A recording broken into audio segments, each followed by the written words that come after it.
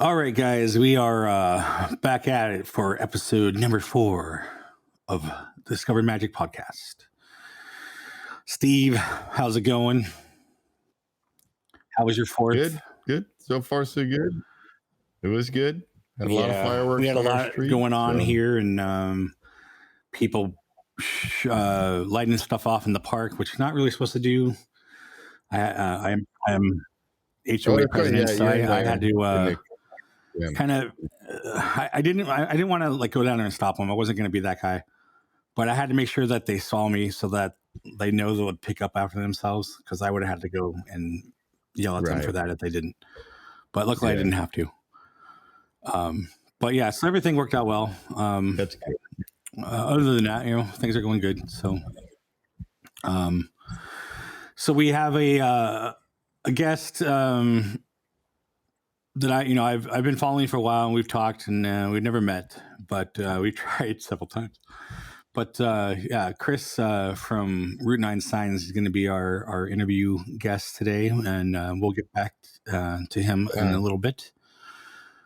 I did want to go over possibly some changes that we want to do with the podcast.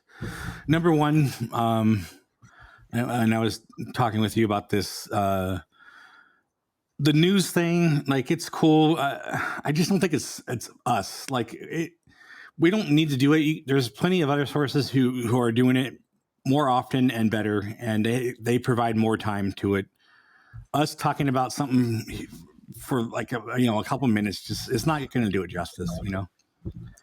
I think our time can be better spent talking about one subject for that whole period, at least 10 to 15 minutes or whatever it is. And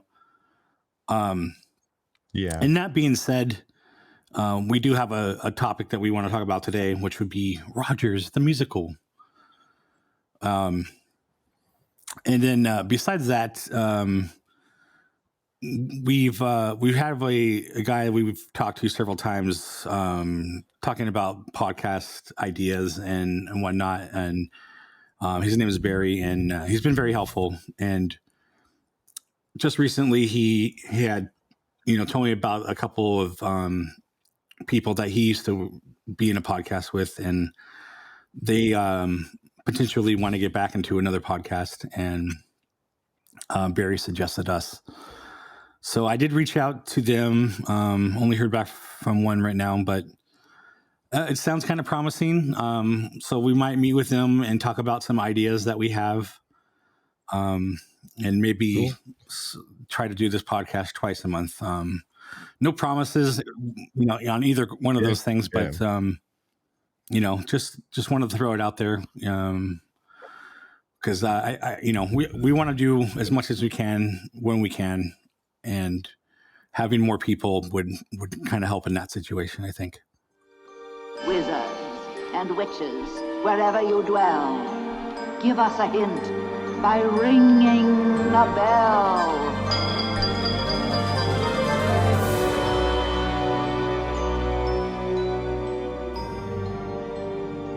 Winds in the east, mist coming in. Like something is brewing, about to begin.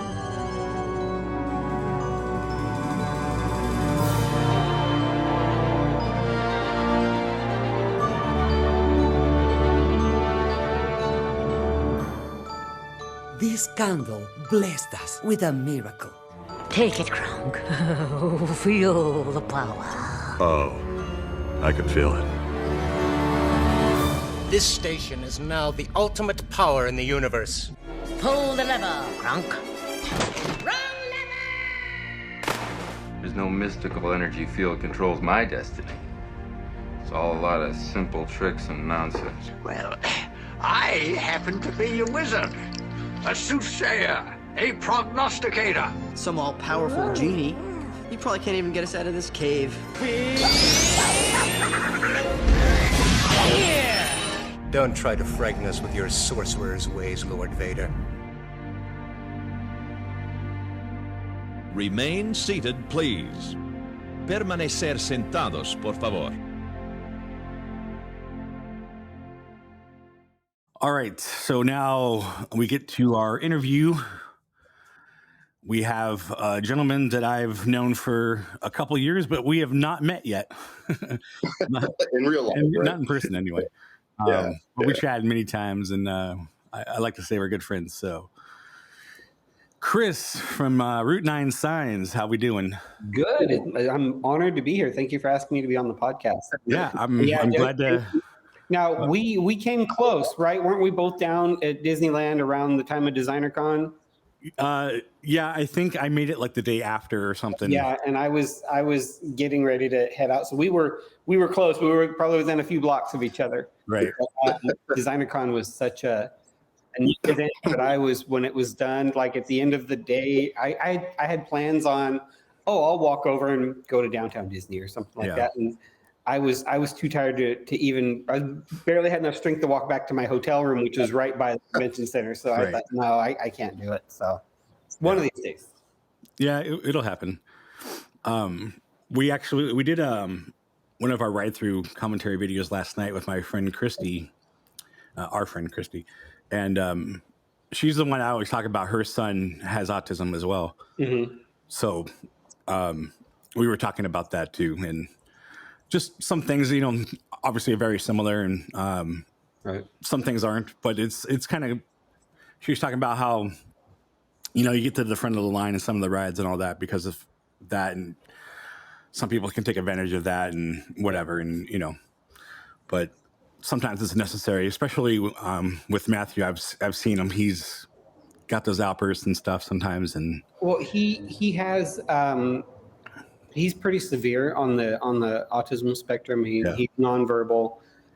He has trouble expressing himself. He has a lot of anxiety, a lot of issues where like with waiting in line and things like that. So yeah, exactly. They call it DAS, the Disability Access Service at the parks, is something we lean on heavily when we take him.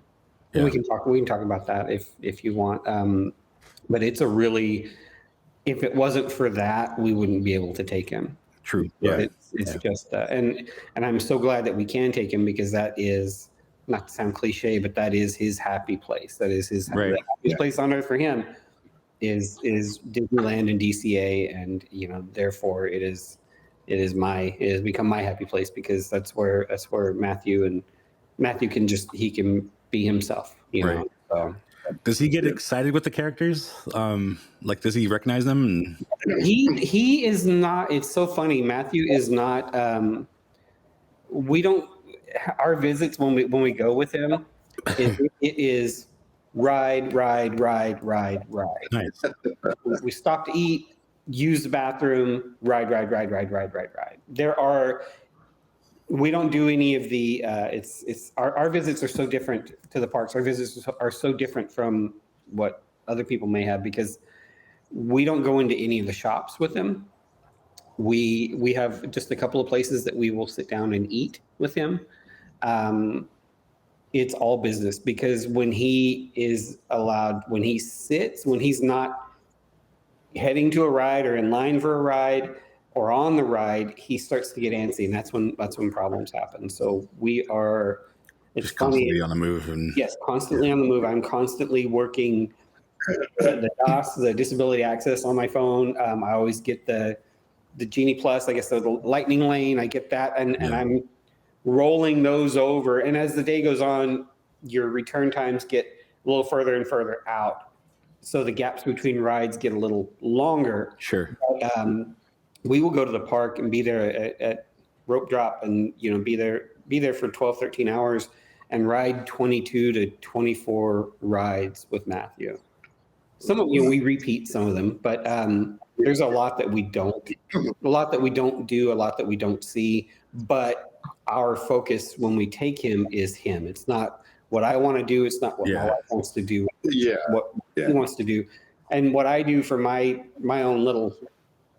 For my own wants or whatever. When we get done at the end of the day, we will get back into the hotel and get Matthew settled in. And usually, hopefully, he's sleepy and ready to go to bed. And then my wife, she's wiped out, tired. We're all wiped out, tired, but she'll stay home or stay at the hotel with Matthew and I'll go back out into the park and maybe ride 1 or 2 rides, see some fireworks, eat something, get a little bit of my own time there in the park. But when we're there with Matthew, it's all, I don't even look up. I mean, we use a wheelchair to get him around because he has outgrown a stroller, but he hasn't outgrown the need for a stroller. So we have the wheelchair that we wheel him around in, and by the end of the day, man, I'm wiped out because all I'm doing, and it's funny is I hardly ever look up because I'm focused on him and the area immediately in front of him, making sure I'm not running into anybody or anybody's running into us. So it's very rewarding. It's awesome, but it's also very taxing, and I'll be 52 next week, or Disneyland and I share a birthday, by the way. So okay. I'll be 52 in a few weeks or a couple weeks, and pushing a 130-pound kid around in a wheelchair with a 40-pound backpack, for 14 hours in the parks dodging traffic. It's a little bit of a workout, but I'm still able to do it. So yeah, I was always wondering, like we have the electric carts, but they don't have an electric cart with the controls in the back, so somebody can like move that around, like without pushing it. Yeah. I think they do. I've never seen one, but I think I've seen some of the kiddos that not necessarily in Matthew's class, but some of the center-based schools that I've been to. I've seen kids that are very severely disabled that there are controls. I've seen people kind of driving them. Well, I guess then it's fair to say that Disney probably does not have any of those. No, I no, that's things like that are a very highly specialized piece of medical equipment. For Matthew, this is a wheelchair that I bought on Amazon for $150 7 years ago, and it still works pretty well. So now, does he like roller coasters too, or is it more? Oh my gosh, that kid! The first ride. Well, we took him when he was real little. We took him when he was still in a stroller. When he was a baby, he was like a toddler, and we took him again when he was like 3. We were dealing with autism at the time, but he was still able to fit in a little stroller. But we had a gap where he was, so that would have been about 2010. We had a gap of about 5 years where we didn't take him at all. So he did a lot of growing in this time frame. But Radiator Springs, Cars Land had opened up in the time from the last time we'd gone to the there was a gap there. It opened up, and I was really excited because he liked the Mater videos on his iPad. Mater, all the different where Mater's all these different characters, all the little shorts that they do. And I was really excited about taking him to Cars Land, and I was worried that he wouldn't, because he had no memory of it before. So the first thing that I took him on was we took him on Mater's Junkyard Jamboree, and he was like, "What in the world is?" Because he was by this time he was probably closer to 2015.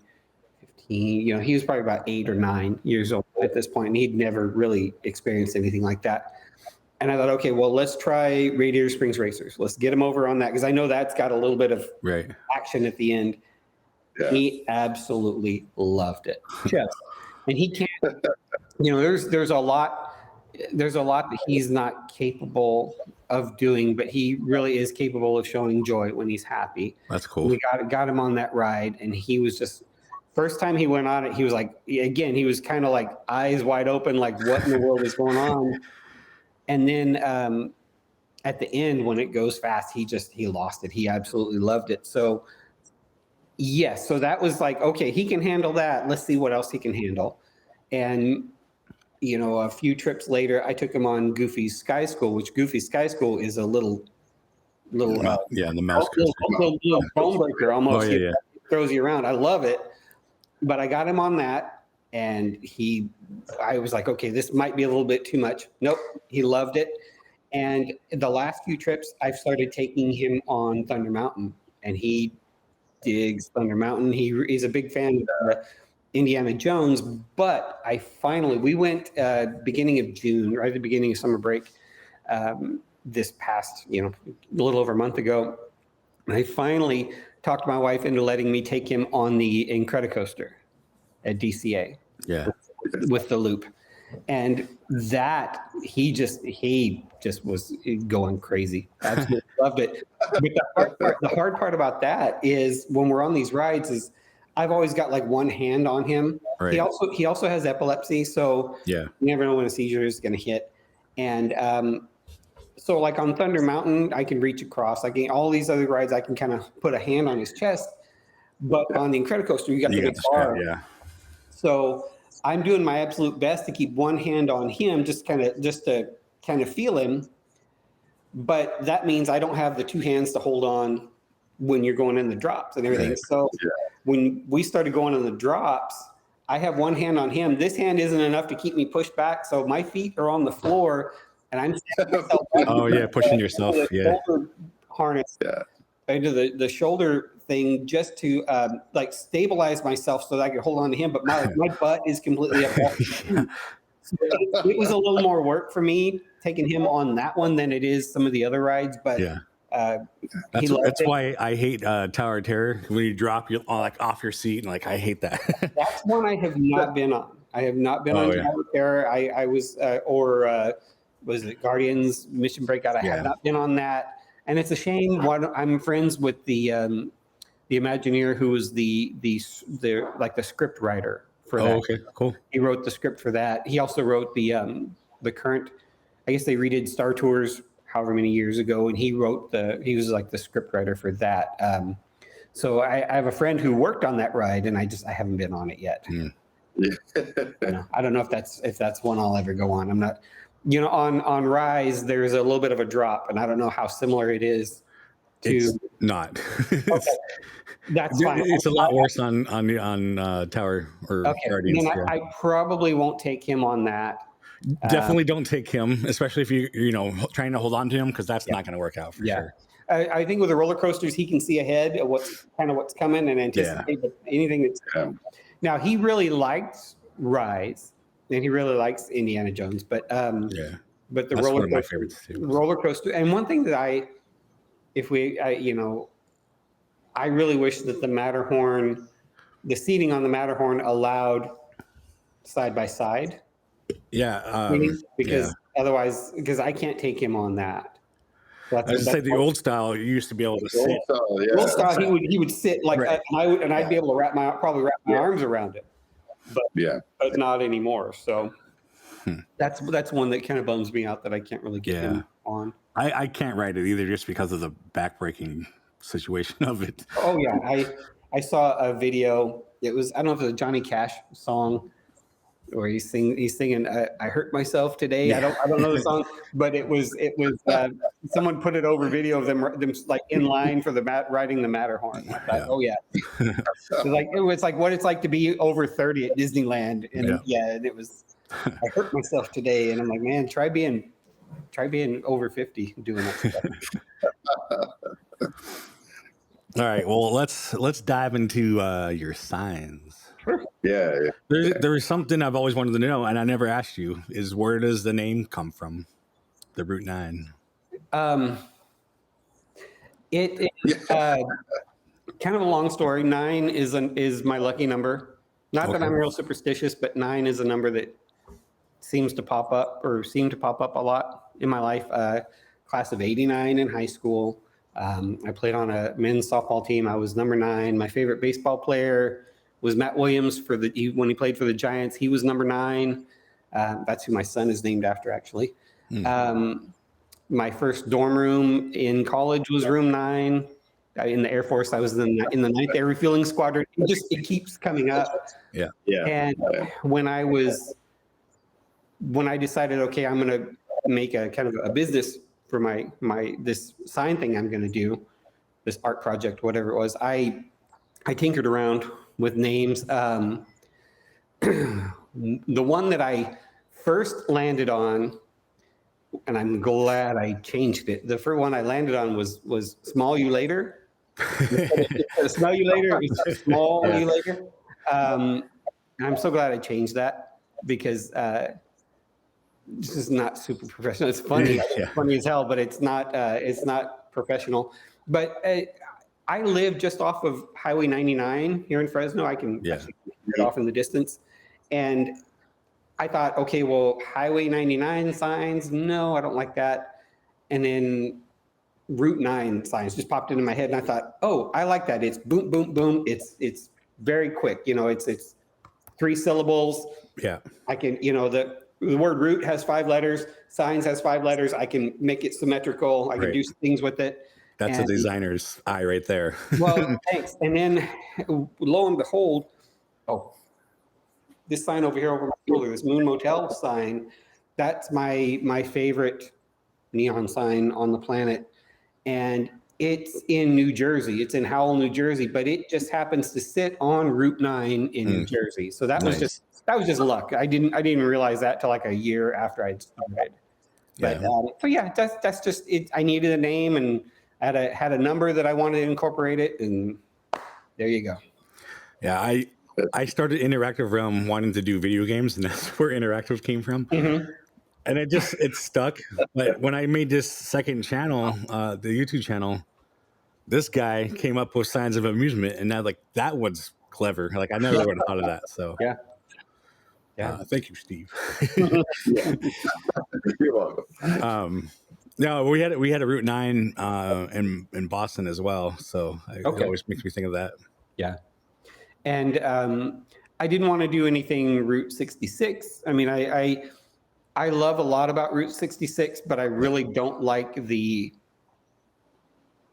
fake Route 66 stuff. Like when you go to anywhere, and it's just like, oh, we've got these die cast stamped metal Route 66 sign. It's like. Or you go into a diner that's supposed to be like a retro, and they just have a bunch of, I won't use the word I want to use, but they have a bunch of stuff on the wall. It's all kind of, you know what I mean? It's like it's everywhere, and it's not authentic. It's not authentic. It's not, it's very. I don't know what the word is. Like we have a burger place here in Fresno called the Triangle Drive-In. It is a beautiful, on the outside, beautiful, it was built in 1961 diner, mid-century modern. They got breeze blocks. They've got parking spot, like they used to have car hops come out. Beautiful place. And you walk into it. It's not real big. You walk into it, and it looks like 30 years ago, they bought every single piece of Coke, anything that had the Coca-Cola logo on it. Yeah. Oh yeah. And threw it on the walls. They stapled 45s onto the wall. They've got rope light, and it's not even straight. It's just kind of like every 5 feet, and it's like Cracker Barrel. They have all these stuff. Just pull all of this stuff out, paint it, just and you would have an amazing, authentic place. But you're trying too hard with all of this Coca-Cola. I mean, just in itself, the retro diner look is sufficient, Right. But it's just. So I felt like if I did something Route 66, to get back on the topic, if I did something that was kind of Route 66 adjacent, that it would kind of fall into that little trap. So I wanted something that was mine. So well, you're okay. Speaking of the signs, your replica Route 66 stuff is sufficient enough to play homage to those. I mean, thank you. Some of those signs are just ridiculously detailed, and thank you. Especially when you have here's the real sign, and then you put your mini sign here, and it's like the mini sign looks better. I love, that's one of my favorite things, is to be able to twin the signs or take the sign back to the original location. That's one of the things. So I remember you were talking about that with Norm. I forgot his name. Norm. Yeah. Is it? Yeah. But yeah, it's that's one of my favorite things to do, and I've had the opportunity to do it with. I'm sorry, I'm looking at my screen. Right. No. This circus sign. This is bigger than I normally make. I made this one for Designer Con, but I've taken this and I've twinned it next to the real one in North Hollywood. I've done that. I have a sign from, if you saw the Alcatraz, video, you might have seen one. You can get a little better look at it here. I don't know if the light's good, but it looks like a bucket of rust. I mean, it looks, and it's so neat. And it's just styrene. Yeah, it's styrene and paint and stuff. But this is another one that I was able to twin in San Francisco. Of course, what's really funny is there have been times where I use all the reference photos I can, and I get it signed. I make it look as crusty and dirty as it should. And then I show up to the real sign and it's just been repainted. And it's like, that happened locally to a bowling alley sign near here. I was happy to see it repainted, but it did not, it made mine look bad. So you didn't twin that one, did you? I did. But they don't look anything alike. Yeah. So you just recently met a friend of ours, Hey Man with J Man, over in Orange Station. I did. Anti-Station, sorry. It's so funny. Because I've, like you, I've known him through social media. Through Justin. I've seen who I've met a couple of times now. But I was going down. It was last summer. I went to Anaheim. I went to see an Angels game, and then I was going to go to Disneyland, DC. I was going to park hop the next day, and so I got into town a little early. I thought, I want to see this antique mall that I keep hearing about in Justin's booth. And I find it and I park and I walk. First thing I do when I walk in the door, I look and there's Jay. Right. Holy smoke, Hey man, what's up? So it was really nice it was a completely unexpected, but really nice to see him and shake his hand and get the kind of the tour of the place. Yeah. He showed me Bob Gurr's booth and all of that. So it was really neat to get to meet him. Yeah, I don't know if the little TV was there, but I made the little TV that's in the booth.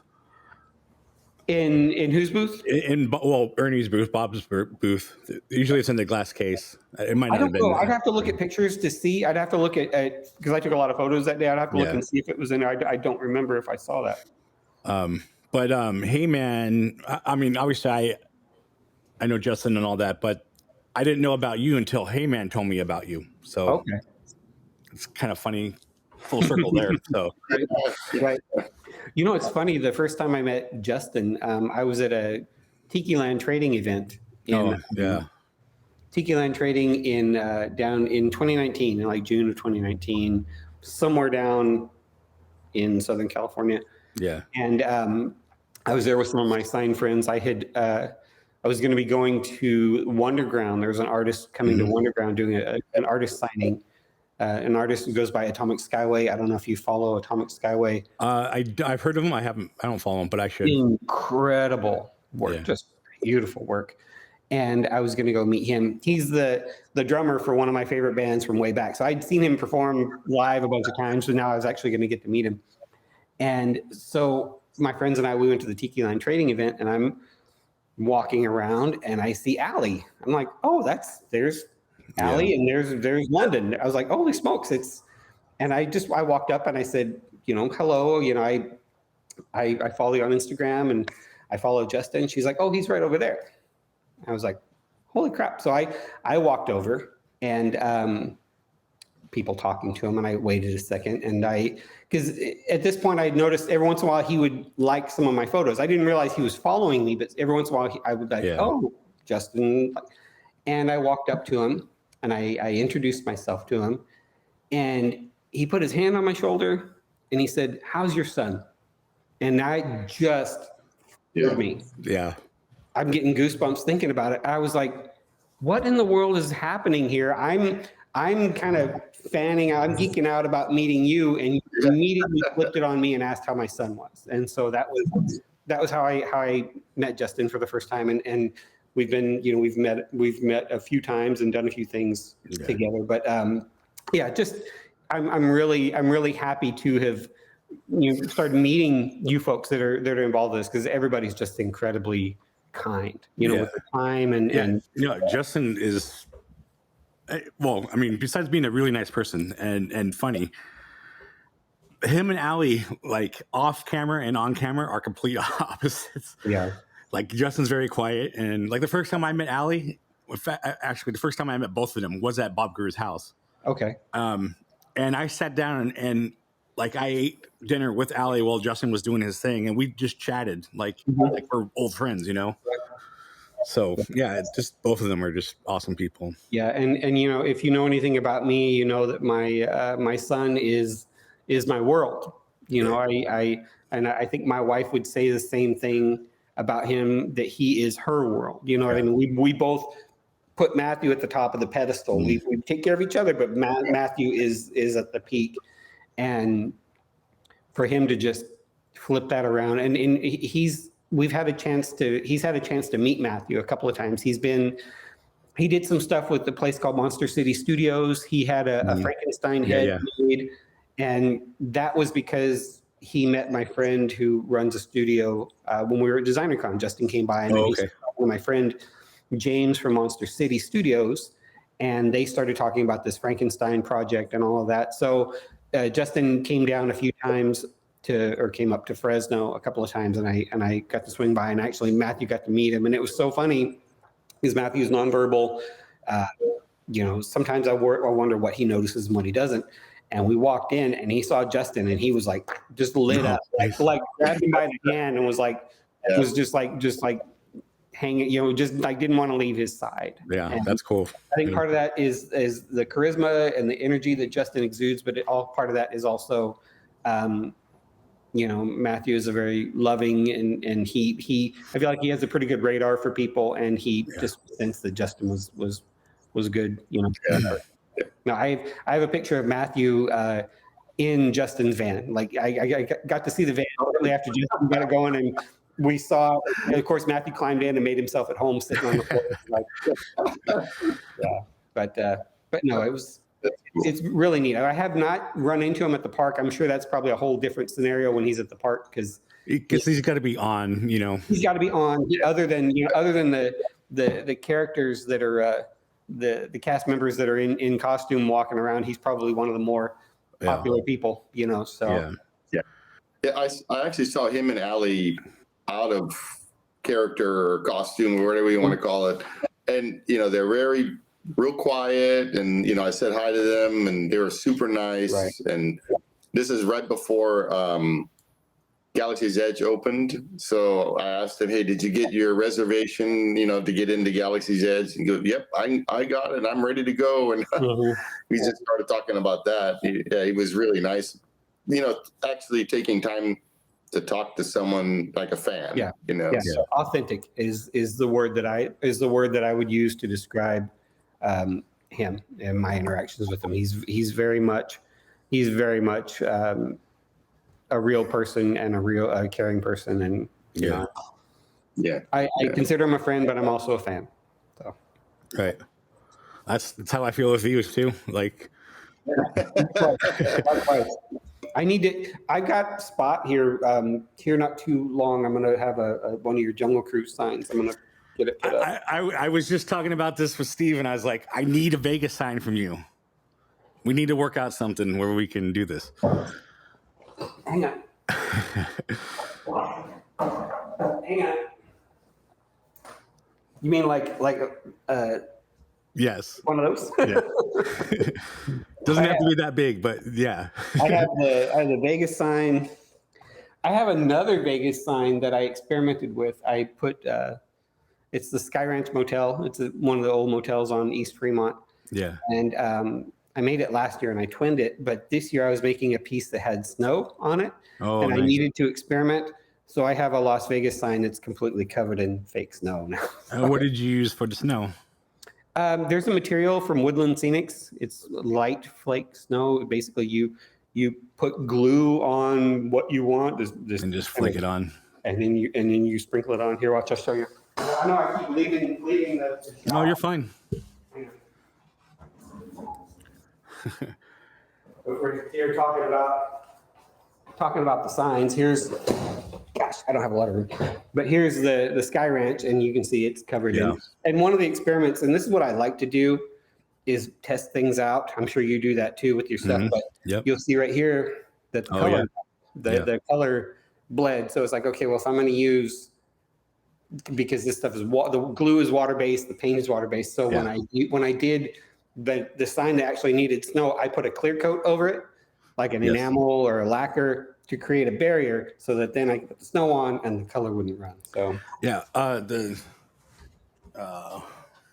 not have it? It's in the garage. The Jungle Cruise sign I paint with alcohol markers, and you can't use regular clear coat; it'll smear. Okay. Yeah, I have this stuff. It's actually a vinyl sealer, but it works for sealing in the alcohol. So that color that you get on it, it's almost it's like a transparent color. You can still see the wood through it, correct? Yeah, that's the main point of using the alcohol markers. So right, I'm just using this is just a Copic. Oh yeah, I have seen those. You can get these at any Michael's, Joann's, whatever. Right. Hobby Lobby. I was using different colors, and then I kind of went more playful, and then somebody, there you go. I have a whole bunch. Somebody's like, I want a more accurate one, so I'm building this one right now. So I keep throwing my glasses on. Hang on a second. You can still see the wood grain. That's beautiful. Yeah. That is so pretty. Yeah, I'm gonna have to get one of those from you. The thing on this one was the lighting and trying to find the smallest battery pack and then get the wire so you can still hang it on the wall and not actually see that there's anything back there. Right. There's a lot of work that goes into even the so you have the two little flickering LEDs on either side. Yeah. There's a lot of work that goes into just that. Yeah. Lighting signs makes me very nervous. I've done it a couple of times. Well, two LEDs with a little battery pack and like it's easy. I even do it with just twisting them and putting a shrink wrap on it, so there's no solder. Okay. Like I built it because I have the build kits too. You can make it yourself. Okay. I did it just for that reason. So I built it just like you would build it yourself. I built a copy. It's basically an entire street corner, Chinatown, New York City, restaurant called the Hop Key restaurant. Yeah. And you have ground level, but it has a basement. As you enter the restaurant by going down a flight of stairs. There's like stairs on the street. So when I built it, I have the downstairs, you can see into the entry. I have the ground floor, and then there's an upper floor. It's like a 5-story building, and I only built the basement and the first 2 floors, because otherwise the model I'm going to make is 5 feet tall. Right. But I lit that, and there's a lot of little lights on the side. There's light fixtures hanging off, the signs backlit, and I put I think there's like 52 LEDs strung out throughout that wow. piece, and they all, like when you open up the back of it, it's just wires, all these little fine wires, that all come to a point at a plug where you plug it in. So they're all each individually wired, or was it like a strip? Some of there was no strip lights. They're all individual. I picked one up off the floor that my cats were batting around earlier. Let's see if I can find it. No, I can't. But it's all. I get my stuff from Evan Design. I don't know if you've ever bought from them. No. But they sell individual LEDs. They sell them. We can get like 3 or 5 of them on a strand. Oh, okay. They're all, you can spread them out, but they all come down to one pair of wires. Sure.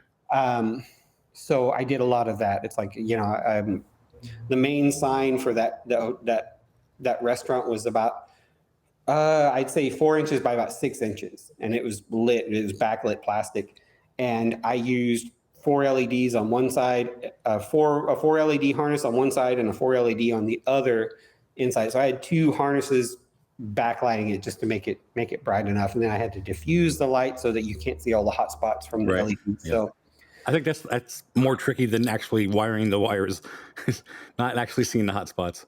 Yeah, it took a lot. You know what I did is underneath the awning. If you find that on my Instagram page, it has an awning that hangs out over the building, and in the real sign there are fluorescent light fixtures that you can see. Right. And I thought, okay, I need to light this. So what I did is, my wife is a school teacher, and I had her bring home some milk straws from school, the plastic white little milk straws, and the 3 millimeter LEDs that I was using fit perfectly into the end of that straw. So if you take one and stick it, if you cut your straw about 3 or 4 inches, you stick an LED in each end, And if you shrink wrap over the bulb itself, you just leave the middle exposed, it looks like a little fluorescent tube and it glows. Oh, okay. Gotcha. So I was able to do that. So if you look up under, it looks like there's 4 little fluorescent tubes, but it's just LEDs in each end of a straw. So, there's a lot of, I invent a lot of little tips and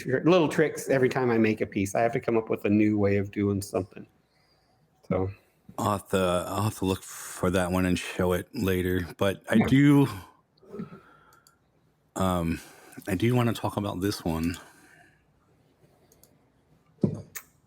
And we've had a conversation about this before. Yep. Small world. I was telling Steve about this one because of the way that it looks.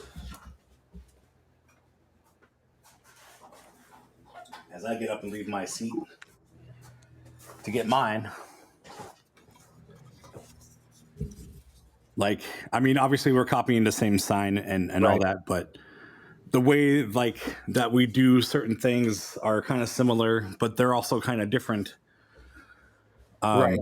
And of course yours is color and all that, but I just think it's funny how we can, be similar and different and have mutual respect for each other's stuff, and the way we go about stuff and come up with how the layers work and all that. Right. It's good process, there's a lot of, I think there's a lot of parallel thinking in what you do and what I do with the layering. We use a lot of similar tools. We use lasers. And you have a Glowforge, right? I do. I have a Glowforge, and then my Glowforge died right before DesignerCon last year. So I also have a Flux Beambox Pro 50 watt. I haven't heard that one. That's kind of my backup. It's bigger than the Glowforge, but I don't use it very often. It's a little more manual than the Glowforge. Yeah, I'm on my second Glowforge. So yeah, same here. But that sign there, the Small World sign, it's funny. There are different versions of that sign, and the one that the lady who commissioned it, that's the version that she wanted. But trying to translate that into the materials that I use and the materials that are going to work, that's a very fragile sign. Like those pieces that are poking up at the top, that's all acrylic. I could walk up to that and go and snap it if I wanted to. I hand delivered that one to the lady up in Davis. Yeah, mine's plywood, but similar thing. In fact, I actually give extra pieces when people order it. Yeah, that's good. I've given extra pieces of a few things. But if I were to do that one again, I started working with a company, ordering things from a company called Send Cut Send. I don't know if you've ever. Yep. And I would make that out of, have that cut out of aluminum. Yeah. And then epoxy it all together. But it's a beautiful sign. The real one is beautiful. The one that you make is beautiful. I like the one that I've made. It's an incredible sign. The hardest thing to design on that was that umbrella. Yeah, I bet. Yeah. And I had to print that in. I resin printed that in 2 pieces, and I designed it in Tinkercad. It was not easy. Yeah. There's a lot of really shoddy math on my part trying to make that work. Well, it was because of that, and just for the fact that I'm hanging mine on a wall is the reason I didn't make the base. But I originally wanted to make the base, and I was going to actually put a little real clock down there instead of that would be cool. Time. Yeah, that would be cool. You'll notice the time on mine is set to 9 o'clock. That's a little Easter egg. Oh, there you go. Yeah, here's your 9s. But and I have since gone and taken, every time my wife and we take Matthew to the park, I stare at that sign, I think, more than, well, in Disneyland, as far as signs, that's the only one that I've ever made that exists. So I take shots and shots and shots of it every time I go, in case I ever make it again. Right.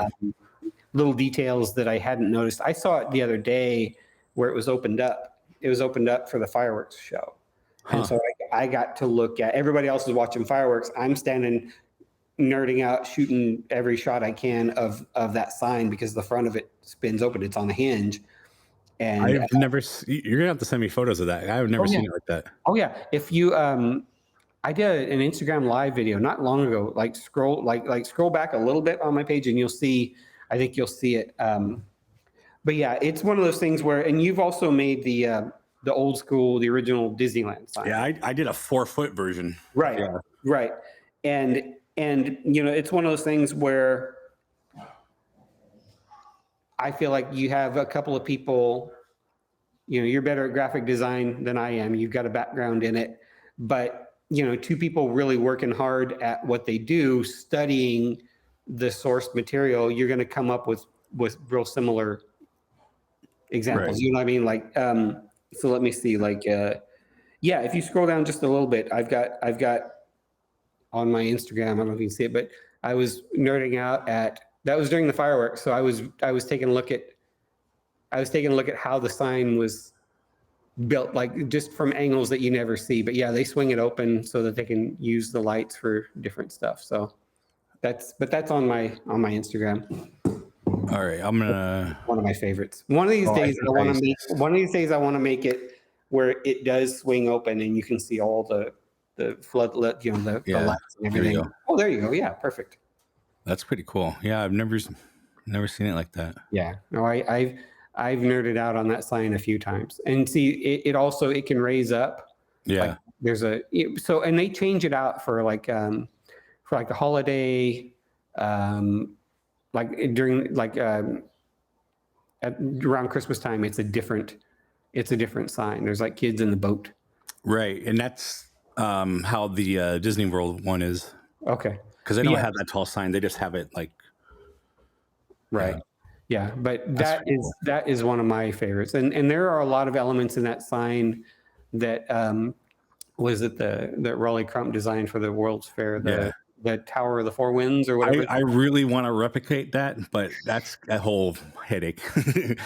I've had people ask me, "Hey, can you make that?" And I thought, you know what? I've seen pictures of Walt and Raleigh next to the model that he made, and the thing's 4 or 5 feet tall and looks fragile as hell. There's no way I'm sitting here in my house. That's exactly what I mean. It's like I think it'll break a couple times just trying to make it. Well, and just trying to figure out what is what, where because there's only there are no new pictures of it. Nobody else can take photos of it for you, and whatever you can find, you've got probably 3 or 4 different angles, and that's it. Yeah. That is one of my more recent ones. I love that one. I see what I love about yours. Like you have the bush in there. Like that's awesome. You know what? Thanks. And it's so funny that just that little touch adds a lot to it. And actually, there's grass on that base too. If it wasn't shown right on edge, you'd see that there's turf, scale model turf on that one. What I liked about that one, I think that was my. What does it say on that one? It says okay. That was one that I made for a wedding. That's right. Okay. What I like is I was able to really stretch that red flag, the flag that comes out of the S. Yes. I was really able to reach for the sky with that one because the real sign.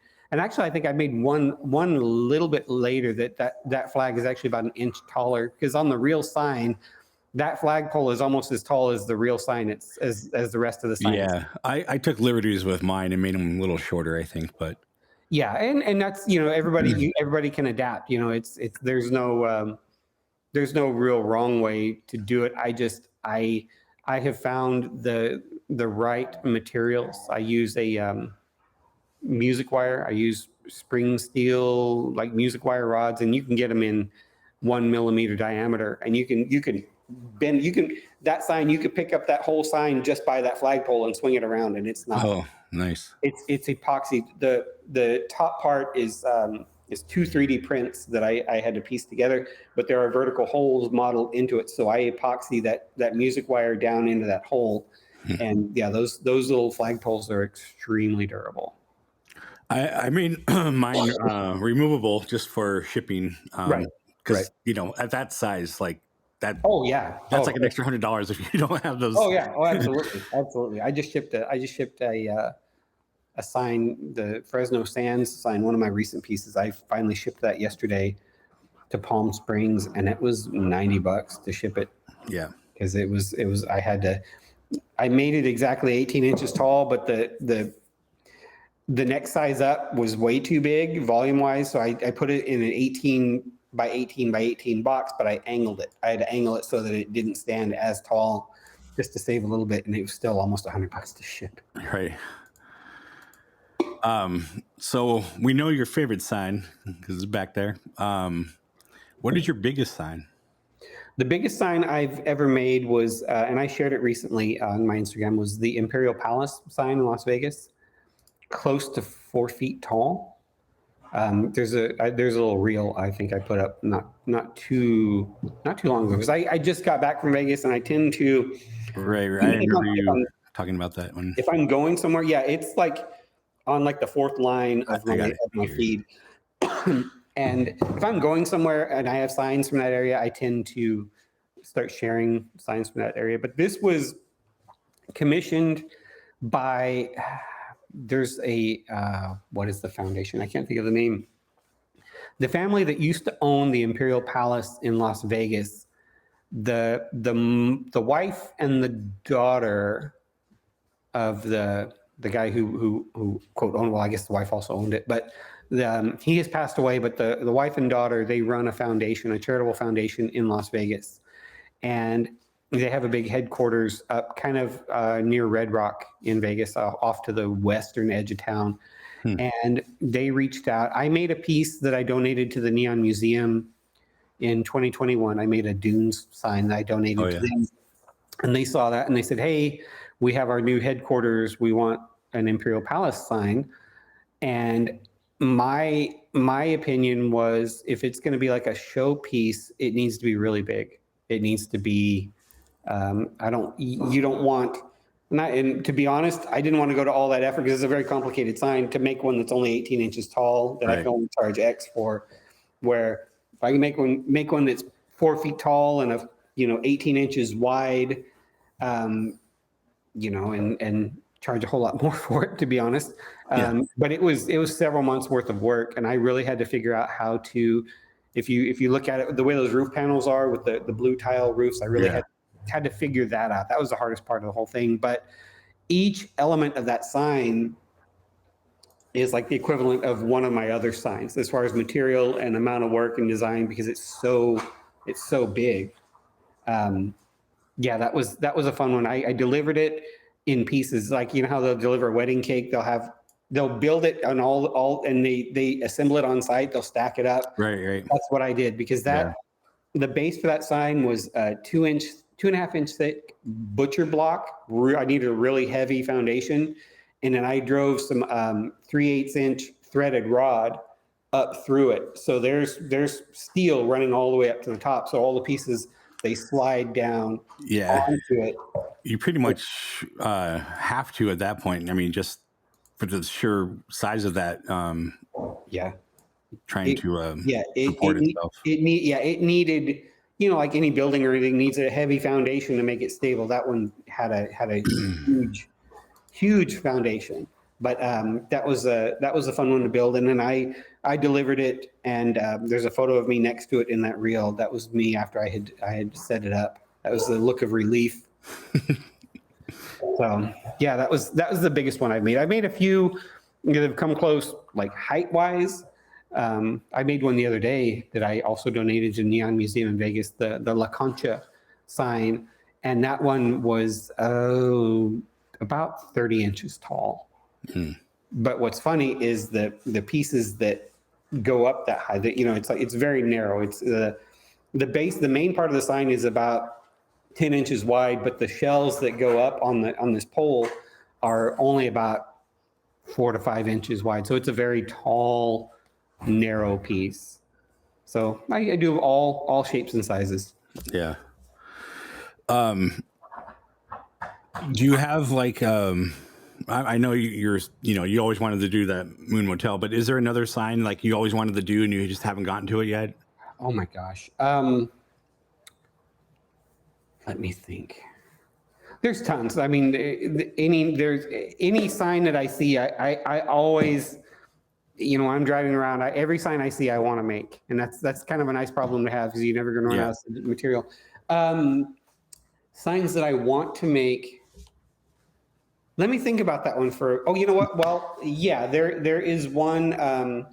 The New Frontier in Las Vegas. I love the shape. I love how it has kind of like stars down the middle. I like the F at the top. Yeah. And I actually just had that commissioned when I was in Las Vegas. Oh. One of my friends who lives there asked me to make one for his wife. So nice. I'm excited. I'm not going to say who. What about the old one? The one with the cowboy that would wave? Oh, Vegas Vic. Yeah. Let me back up. Thank you. I don't know how that escaped me. We were talking about, yes, Vegas Vic. He is on my list of signs that I want to make. I've been going to Las Vegas about once a year for the last 3 years, post-COVID, because I love going to the Neon Museum. Yeah. And I stay near there. I stay at Circa, which is right on Fremont Street, the new hotel on Fremont Street. But you walk out of Circa and Vegas Vic is right there. Yeah, howdy partner. I was so happy to see that they have him lit up again, because I went last year and he's got like a little flickering piece up by his head and part of his leg was lit, but that was it. And I thought, what a shame. He's the icon of Las Vegas. Yeah. I remember him when I was a little kid. Yeah. I'd never seen him without the Fremont Street cover. I lived in Las Vegas in 2002, 2004. And I remember going downtown for the St. Patrick's Day parade. And I remember seeing him for the first time thinking, wow, there's that cowboy that I've always seen. I was not a sign guy. I was an aircraft mechanic at the time. So it just kind of was like, oh, that's cool. That's him. And then I never gave him another thought. But Vegas Vic is one that I feel like I need to make. There are some signs that I want to make, and then there are some that I need to make. He's one that I need to make, and I have a friend I think he's in Reno, who does neon. He's like a neon historian, and I did an event in there you go. There's video that I was funny. Fremont Street, everybody's walking around doing all this. I'm the one nerd who's standing there blocking traffic, staring at Vic the whole time. Yeah, we're the same like that. It's like the Small World one. I would have been like right there with you, like, forget the fireworks.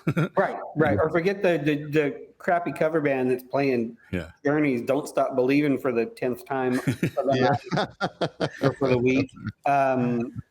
It's but that's one of those that I haven't done yet. Oh, but what I was going to say is I have a friend who he's a neon historian, neon artist, and we were at an event. We were both at an event at the Museum of Neon Art in Glendale in LA last year.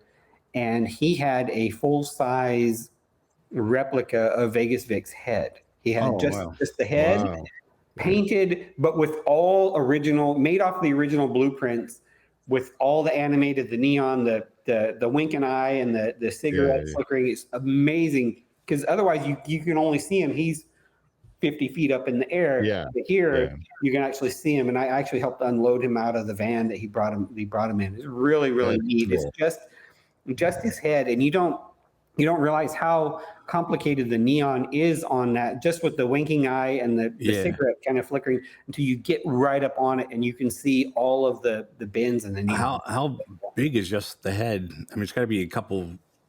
Or something. Let me see if I can find a picture. Let me see.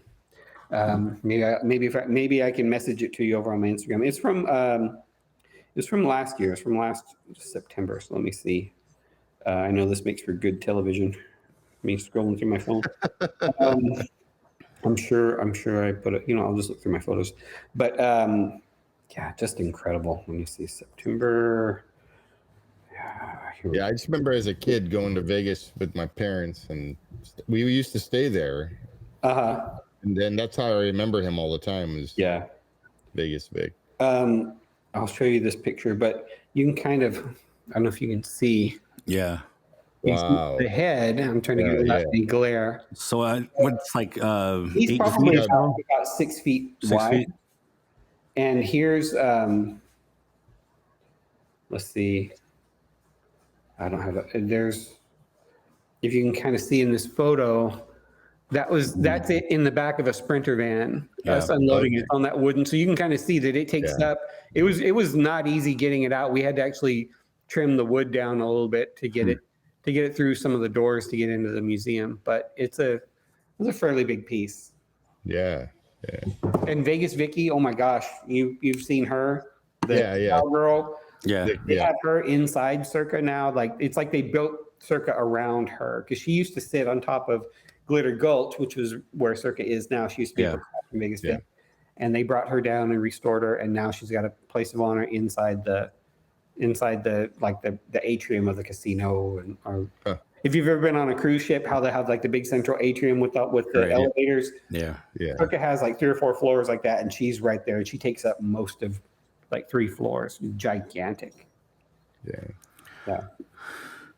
There are a lot of parallels between Las Vegas and Disneyland. I think that's what I like about them is I'm a fan of the kind of like the then and now type of stuff. Like this is what it used to look like then.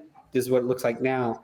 And one of the things I like about Disneyland is so much of it is still there. There are so many things that still exist that were there on opening day. If you know where to look, I like that. And Vegas has changed so much, even since I lived there. But if you know where to look, you can still find some of those old pieces. I lived there for a summer with my dad. And I think I was 12, and he was the private security for all the like famous people, the celebrities who came into the original Aladdin. Okay. So I have that memory of that hotel, like being in there and doing stuff with him, like sitting on his lap and like playing a slot machine in Circle K or 7-Eleven or whatever. Something you could not do today. Yeah, no. But like I remember that time, and then the next time I went there, like they had the newer version of the Aladdin, and no, that's not even there. So yeah. When I lived there, I worked for Allegiant Air. I moved there in 2002, and I remember one day driving down the Strip.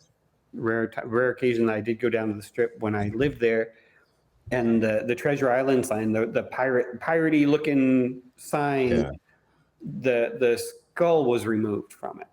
They were taking it down, and that was like my first little inkling of. Well, there were two things that happened when I was there, but little inklings of this place doesn't last. Like the old stuff is just it's in a few more years it's all going to be gone. And now when you drive down the Strip of the old school classic neon signs, the only one that I can think of that remains is the Circus Clown. He's he's got a big giant video screen in the middle of his belly now. Yeah. But as far as like the old school mega neon signs, that's really the only one that's left. Which is Adam or Justin, I can't remember who. I think there was like a yard where they put all the old neon stuff. Yeah, and I think one of those guys did a video on that. I was just there about a week and a half ago. I know Justin has wanted to film there. I don't know that they allow that type of like video blogging type stuff. I don't know. You might be able to guerrilla your way through it.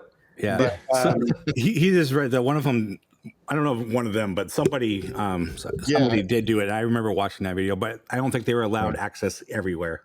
Yeah. No, it's just like in the part of the yard that was a few signs that were out there. Yeah. The other thing that I saw disappearing. So I saw the Treasure Island skull coming down, which is nice because now when you go to the Neon Museum, they have one of the skulls there. It's granted it's laying on its back and it's looking up at the sky, but it's there. It's gigantic. It's there. Yeah. It's saved. They saved it. Yeah. Fun fact: the sinking ships that used to be there, designed by Bob Gurr. Oh, really? Yeah. That's cool. Wow. Bob is incredible. One of these days, I would love to meet him and just say hello. The other thing that I saw going away, and I was a big fan of the movie Casino when it came out. I really liked Casino. Not much into mob movies, but I don't know what it was about that one, music and the old Vegas. But there was just a quick scene of what used to be called the Glass Pool Inn that was in Las Vegas. And that was the pool that had portholes in the front, like the pool, the water level. Yeah. And you could be standing, you could be on the strip and you could see into the pool. It had these like 4 or 5 big portholes. And I always thought that was the coolest. And it was down by the airport. It was kind of across from Mandalay. And I was driving down the strip one day, and I looked, and the whole place had been completely leveled except for the facade of the pool. That was like, even the people who were tearing it down felt like they need to don't touch that. Somebody come and save this so we don't have to destroy it. Have to. And I'm glad they did, because I got one last chance to see it before it came down. And this is before everybody had a super camera and video recorder in their pocket all the time. This was early 2000s, so I have very few photos of anything when I lived there. Yeah. And if you did, they would be like this big anyway. Oh, they'd be grainy as hell. Yeah, I have pictures from when I was a kid in the 70s that are better than some of the pictures I took in like 2000. You know what I mean? It's like, because there was a point in time, and we're still there. On my 110 camera. We don't print out photos anymore. We just, they're all digital, and the digital cameras back then sucked. So. Oh yeah.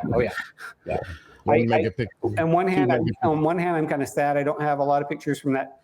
There's like a decade where I don't have a lot, but on the other hand, it's like, well, they would be really kind of crappy anyway. So. Yeah. But I have a old Sony with a 3.5-inch disc that you save all the photos to. you take like 5 photos per floppy. Yeah. You couldn't even put one on there now. Yeah, I've been there. I've had those as well. Let's talk about Tested. Oh my gosh, yeah. Oh yeah. How is that? Or has it affected your business, like in your celebrity status now? Let me back up before I answer that question, because it was kind of a big deal.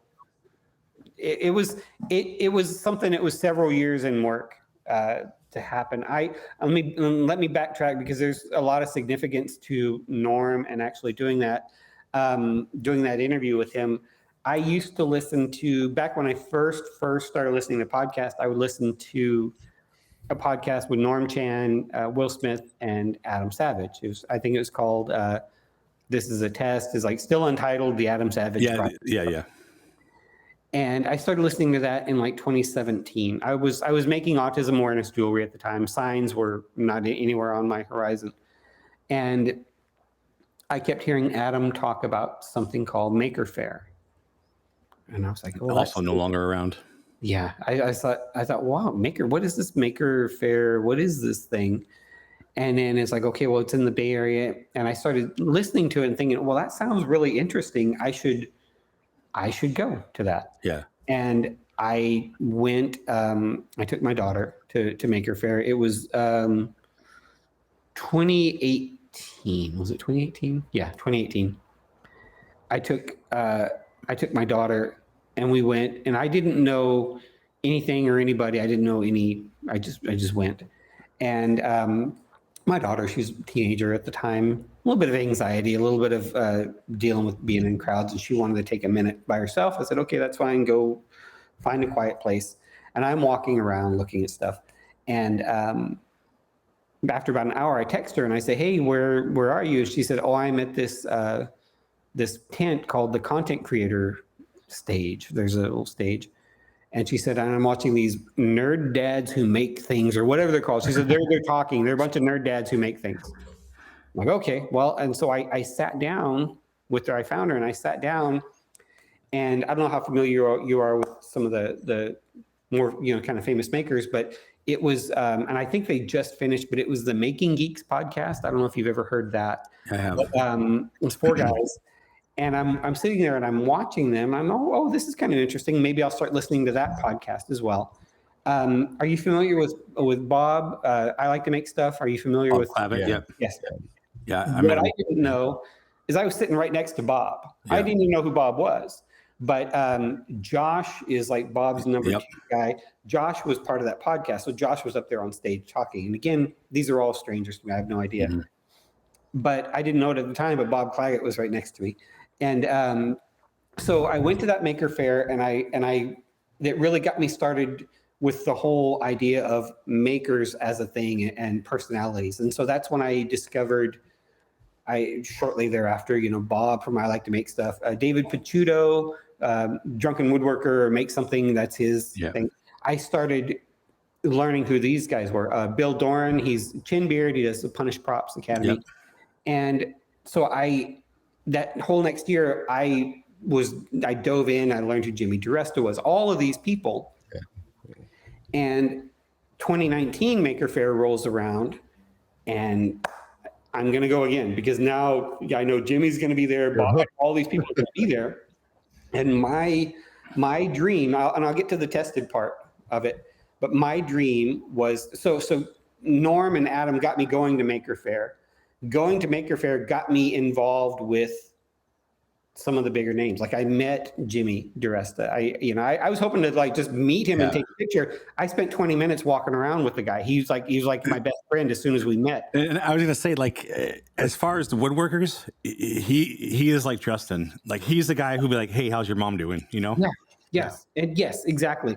And when I showed him what I did, and again, I spotted him at the opening ceremony, and I walked over and I introduced myself. And next thing I know, we're walking and talking. Walking through Maker Faire, looking at old steam engines and stuff. And I was floored. I was like, holy crap. This guy has been my idol, but now even more so. He's just such a nice guy.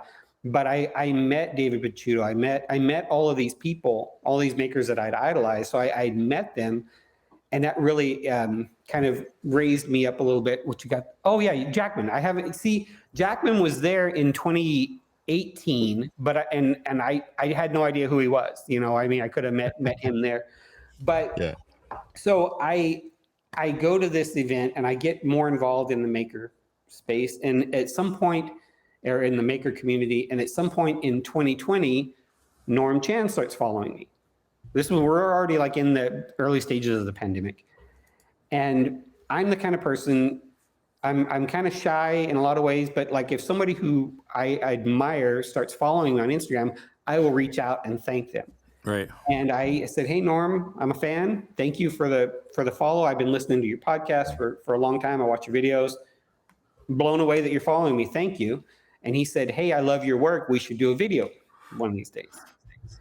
And I panicked because I panicked, but then I felt a little bit of relief. It's like, okay, well, first off, there's a raging pandemic going on. Nobody's shooting anything. We're not going to be doing this anytime soon. Right. But I'm not good enough to be untested. I'm not at that level. I've only been doing this for like a year and a half. I don't want to go on there and look like a complete doofus. You know what I mean? I still didn't feel worthy of being on when I was on, but at least I'd had a few more years experience under my belt. So we kept in touch. Norm is friends with my friend here in Fresno. I mentioned James from Monster City, the one that Justin worked with. They are friends. They've met. And I don't know if you're familiar with Magic Wheelchair. Yeah. My friend has done Magic Wheelchair stuff with Norm, and they do a lot of that. So they know each other. And so when I went to DesignerCon in 2021, I was at the booth of my friend James, Monster City Studios. I keep bringing him up, but it's important to the story. James, who is friends with Norm, had me set up in his booth. Well, I'm there midday Saturday, and who shows up? Norm, and he's there with his wife and his new baby. And so we met in person and we talked and hit it off really well. And again, we talked about, hey, we should do a video one of these times. And I thought, okay, well, it's more realistic now. Things are opening back up. Sure. Have their vaccines and all of that. We're looking like we might be able to do this. But then again, it kind of died down. So this is now 2 years after the first talks. 2 years have passed. And last spring, my daughter was going to be turning 21, and she said she wanted to go to Napa for her birthday. And I thought, okay, so I'll take her up to Napa, but let's spend the night in San Francisco. Let's do that. And hey, while we're there, why don't I make a couple of San Francisco signs to twin? Because I love doing that. Yeah. And so I sent Norm, this is about 2 weeks prior, I sent Norm a message. I said, hey, I'm going to be in town. I'm making a couple of signs. I'm going to twin them. Isn't that kind of cool? And he said, "Oh, when are you going to be around?" I said, I'm busy Saturday. I'm free on Sunday." He's like, "Oh, we don't work on the weekends, but let me see what I can do." He messaged me back like an hour later. He said, "I'll come in on Sunday, bring your signs, and let's do this." He said, "I'll handle it all by myself." So he opened up the shop all by himself, and shot it, edited. He uploaded the video. I was watching the video the next morning at 8 a.m. Like, we shot it on Sunday at 10 a.m. and by Monday it was up and viewable. But that was such a neat experience because I'm such a fan of Tested. I'm a fan of Mythbusters and Adam Savage going way back to those days. And to walk into the Tested studio, and what a lot of people might not realize is there's the studios where they film, where you see like Norm, where they have all like where they typically shoot. That's all part of the same building that Adam's Cave is in. Adam's Cave. Oh, okay. I did not know that. There's one point where I'm walking down a hallway, and I know that right on the other side of that wall is where his pool table is and his display cases with all of his stuff. I didn't get to go in there. I was kind of bummed I didn't get to go into the cave. But to film, you actually go down a long hallway back around the backside of the cave, and that's where all the other Tested little studios and things are. But what was really neat is when we were finishing up, we shot the video, and we finished it up, and I was taking stuff to the car. I had to park across the street, and we made a couple of trips and getting ready to leave, walking out the door. And I'm thinking to myself, okay, remember this. You're probably never going to do this again. Be in the moment. This is awesome. Didn't get to meet Adam, didn't get to see the cave, but holy smokes, opportunity of a lifetime. This was awesome. We get to the door and Norm opens it up, and I hear him start talking to someone, and I hear a voice that's very, very familiar. And I step out, and there's Adam standing there. Wow. Cup of coffee in his hand, his one wheel, his hat on. Yeah. on a Sunday, coming to work in his shop. And he's looking at me like, who is this guy? He has no idea, because I know Norm is at the level where Norm can call the shots and like decide, hey, we're going to have this person on. He doesn't have to clear that through Adam. So I'm sure Adam has no idea who I am. He doesn't know if I'm just somebody who spotted Norm at the door or what, but I told him, we just filmed. But we took a couple pictures. We chatted for about 30 seconds. He said, we talked to my daughter, and then we were on our way. And I was just blown away. I was like, oh, I got to meet Adam. So that was. Did he not know about your signs? Like, he's never seen them? I don't think he had. Okay. I don't think he had. I think, he's got there's so many things vying for his attention, and so many people, you know what I mean? So that's why it's good that Norm has those connections and he goes out to these places. So right. But the follow-up to that story was later on last year, Adam held an event. It's kind of a placeholder for Maker Faire. It's called Silicon. Yes. It was in San Jose. It was at the San Jose Convention Center, and it was part Maker Faire, part Comic-Con. And there were, like people that are doing signings and panels and all of that. And I went to it, and I took my little Alcatraz sign with me, just because I was going to be seeing people. I've gotten to know people from Tested, and the only one I'd ever met was Norm and Adam, but I wanted to take my sign and show them. And what's so funny is before the event started, I see Adam standing there. It's his event. He's standing around talking to a group of people kind of outside the main doors. And I'm standing there. I'm waiting to, I want to just say hello again and take a picture. Sure. And what's funny is I turned around and I held my camera up. I thought I was being sneaky. I was going to take a picture. At the very least, I was going to take a picture with him over my shoulder and tell my wife Adam was here. And I didn't realize it till I got home. He photobombed me. He's like, but he ended up calling me over. He stepped away from his friends. He called me over, and I said, "Hi, Adam." I said, "I'm Chris." I said, this is what I do. I make these signs. I said, "We met the other day. Well, we met a few months ago. He shot me." He said, "I know who you are." And I was like, "Oh, holy smokes!" And I was like, "Boom!" We took a picture, and I thanked him, and I got out of his hair. I didn't want him to be annoyed by me. I didn't want to, I had so many things I want to say and ask, but I also know that there's 5,000 people that are going to do that to him today. So I didn't want to wear out my welcome, but when he said, "Oh yeah, I know who you are," that just my knees kind of buckled a little bit. It was pretty cool. Yeah. But yeah, Norm is one of those people who he is. I guarantee you, he's the smartest person in 99.9% of the rooms he walks into. Yeah. And the way he is in his videos, that's how he is. I mean, he's just he's even keel. You know, there are a lot of people I knowing about, you know, autism spectrum disorder and things. I know a lot of people who can be like just brainiacs, but they might have issues socially. They might have struggle. Right. They might be kind of socially awkward by normal, quote, normal standards. Norm is the complete package. He is the smartest person, but he's also just so smooth and good with talking and people and just making people comfortable. He is just, I can't say enough good things about Norm. I haven't spent, you know, I've spent a total of like 1 minute total with Adam, and I've spent, you know, a couple of hours with Norm, and Norm is just an incredible human being. So I used to go, when I was doing more of the woodworking, I went to what they call the Workbench Con. Oh, you Workbench Con, cool. I've been there a couple of times, and that's where I met all those guys that you mentioned. The first time I went there, you know, I was like promoting myself, and I'm like, here's some pins, and the upper guys got like t-shirts and hats, and my geek out moment, I gave it to Jackman. So he wears my shirt, and he's like, well, it's a comfortable shirt. Like, so a lot of times on his show, like you'll see him wearing on his YouTube, like he's wearing my shirt. That's cool. But there was a point where I'm just talking to him, and we were talking, you know, like 15 minutes, and then John Malecki, you know who he is? Yeah. Steve, you know who he is?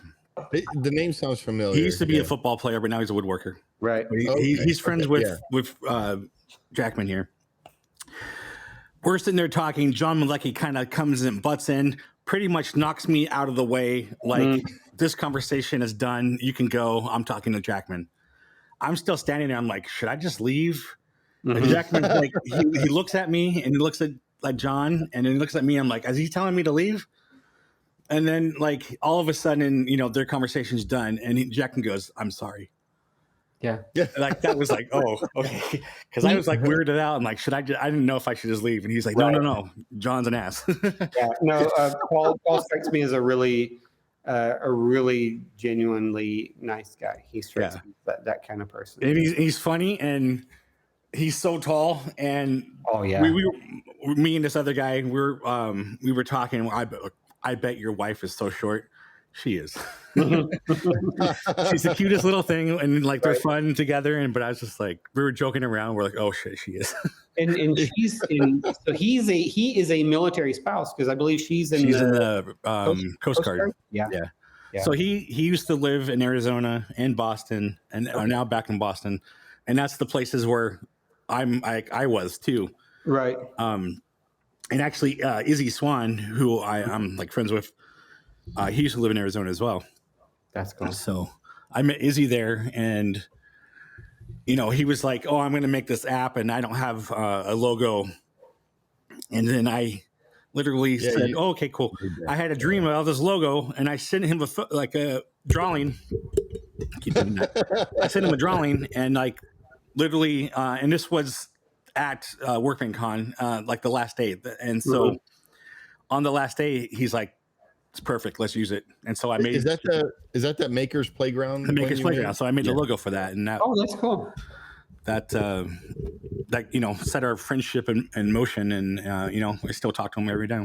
So I'm jealous of the people that are sort of jealous in this one regard, the people who are like on the East Coast, because there's the maker community. There's a lot of events. There's a lot of stuff that is geared towards the East Coast. And so one of my friends here, he goes by Rogue Artist, and he does metalwork. And we were talking about starting our own makers, which we were going to call it Southwest Makers. We just never got around to fulfilling it, but we have this whole plan built on what we wanted to do. and it wouldn't just be the big makers like having classes, but you can learn from the small makers, like we're doing, you know. Right. Not that you're small, you're a lot bigger than I am, but I'm nobody. If you're nobody, then I don't exist. No. But you know, so like we want to invite smaller makers to teach classes or you know to do whatever, and the other places don't do that, you know. And like as much as I love Jimmy and stuff, but if you want to come here, you're paying your own ticket, you know. Yeah. Everybody is even. That's where we were wanting to be. So and we still want to do it, and it's really about finding space and you know and sponsors and stuff. So. Yeah. No, we have, you know, I know there are some, there's a little pocket of kind of famous makers out in Joshua Tree, like Ben Ueda and I'm friends with his sister, so. Jesse. Yes, I'm friends with Instagram friends with Jesse as well. You know, so there are some really good makers. It's just, you know, it's. I don't blame anybody for not wanting to organize something like that because it just sounds like it would be just an incredible consuming thing. I've talked about it with Jackman and Izzy and all that, and they were like, if you do it, we will be there. So that would be cool. You know, it's funny, a story about Jessie is she started following me, and we've chatted. We chat a lot about when we do chat, you know, about my son, about autism, and just kind of things like that. Not necessarily making, but just human things, you know. And because she has some experience with special education in her past and all that. But it was so funny. I made a piece 2 years ago for Michael Giacchino, the composer. I'm not familiar. Not familiar with Michael Giacchino? No. He did, he did the music for Up. He did the music for The Incredibles. He's done, I think he might have done Rogue One. Like he's composer. Like he does a lot of Disney stuff. He's just real. So familiar with his work, but just not his name. If you ever watched Lost, he was the composer. Oh, okay, cool. Lost back in the day. But I made a piece that was for Patton Oswalt. Patton's brother got a piece. Well, Patton and Michael Giacchino are good friends. Okay. And so Michael heard of my work, and he reached out and asked me to make his childhood movie theater that he grew up going to. And I made that, and I delivered it to him at his house in Malibu. And which, holy smokes, composing for Disney must pretty much. His house was at the top of a 200-foot cliff, looking down at all the little nobodies on the beach. You know what I mean? It was like way up there. Incredibly nice guy, super nice guy. Met his parents and everything. But what was funny is I had been looking at his social media, and I saw that he also followed Jessie. And I mentioned it to him. I said, "Oh, you follow a maker, a friend of mine." I said, "Jessie Ueda," and he's like, "Oh yeah, I met her at Comic-Con a few years ago. Like they hung out together at Comic-Con in San Diego." And I thought, "Oh, that's pretty cool." So I got in my car and I drove off. My next stop. Are you familiar with Cutworks? Do you follow Cutworks? He did a lot of the welding for when Ben Ueda made his container house. The name sounds familiar. I'm not sure if I follow, but I think I know who he is. He did a lot of the welding for Ben on that. So I was heading to his shop next to meet him and his wife for the first time. But so I got to his shop, and I sent Jessie a message through Instagram. I said, "Hey, I met a friend of yours," and I sent her a picture of me with Michael Giacchino. Just kind of, haha, you know, I met this guy, and he knows. And she wrote me back. She said, "Oh yeah, he has already messaged me that he met you, and he got to do like, oh crap." You know, I just thought that was kind of neat that he had the same idea, and he sent her a message before I had a chance to send it to him. That's cool. I thought that was funny. Yeah, Jessie's someone who one of these days I would like to meet and just thank her for being as kind. She's just the cutest little thing. And Brett McAfee, Skull and Spade. I've met him, and what's Mike, Rachel, whatever. Mike Montgomery. Montgomery. Yeah. I haven't met Mike. I haven't met Brett.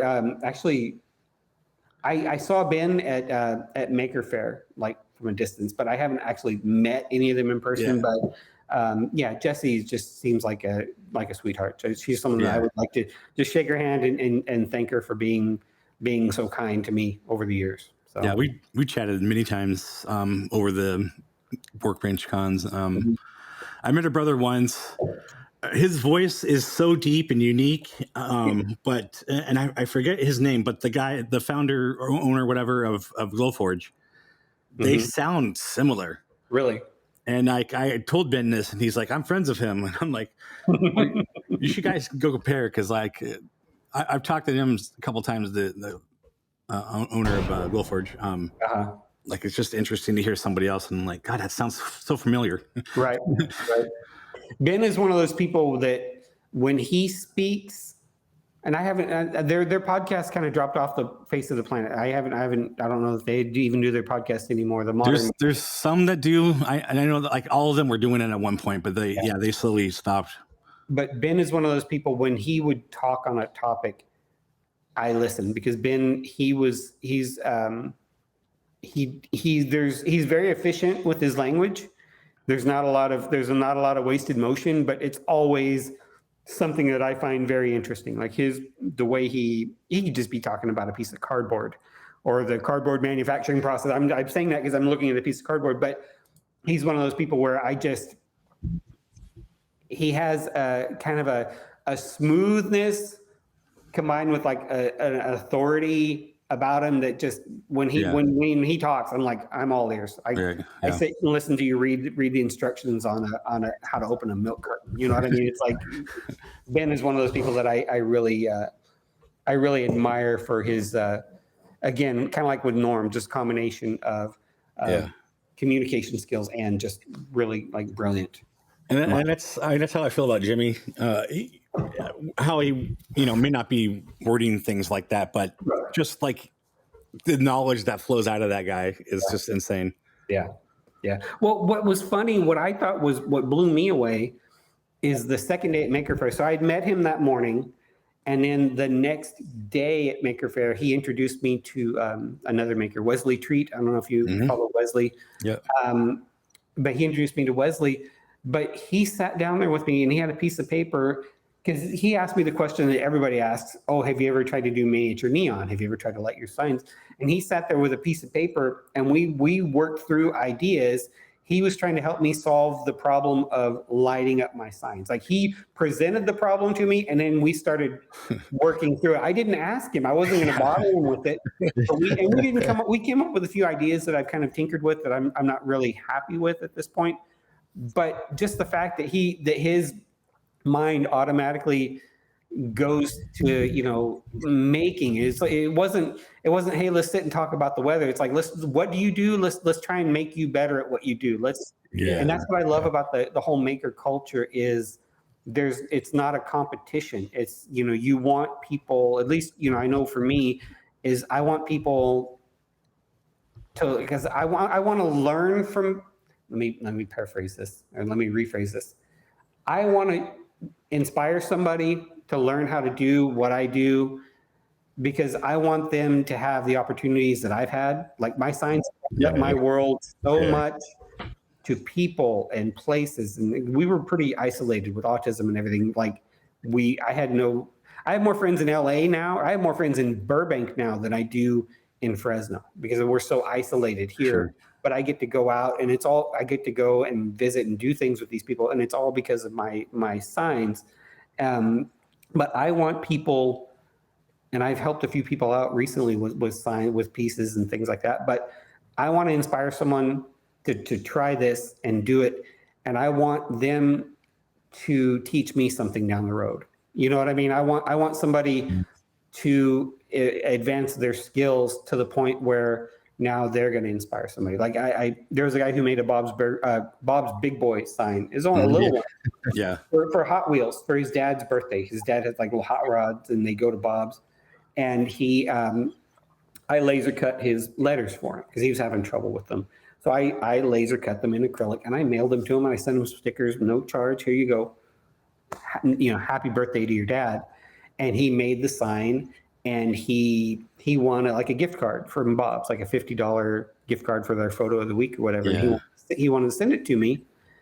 And I said, no, I don't want that. I said, take your dad, treat your dad with that. Yeah. But all I ask is that one of these days when someone reaches out to you and asks for help, that you pay it forward, that you teach someone else, you know? Yeah. So that's what I like about and that's what I learned getting back to Adam Savage and Norm and all that, is the idea that you want people to succeed. It's not a competition. You want to share what you know, to grow the hobby, to grow, and that's what all these maker cons, whatever, that's what they're all about, you know? So I found that artists, like artists, there's kind of like competition, and everybody's kind of like in their own little, not everybody, but there's more of a, I've got my secrets. I'm going to keep my secrets close to my chest. This is how I do things. You know, but makers are like,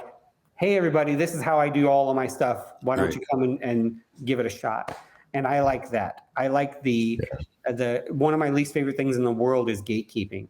And I try to not be a gatekeeper. I try to fling that open and show people what I know, in the hopes that it might impact their life the way it has impacted mine. Yeah, that's a good way to put it. Yeah. I think every once in a while I come up with something. I think that's a good way to end that portion, and maybe we can get on to some of these games. Let's give it. Like I told you before, I'm probably one of the least Disney people you will ever have on this show, but I'm game. Let's try it.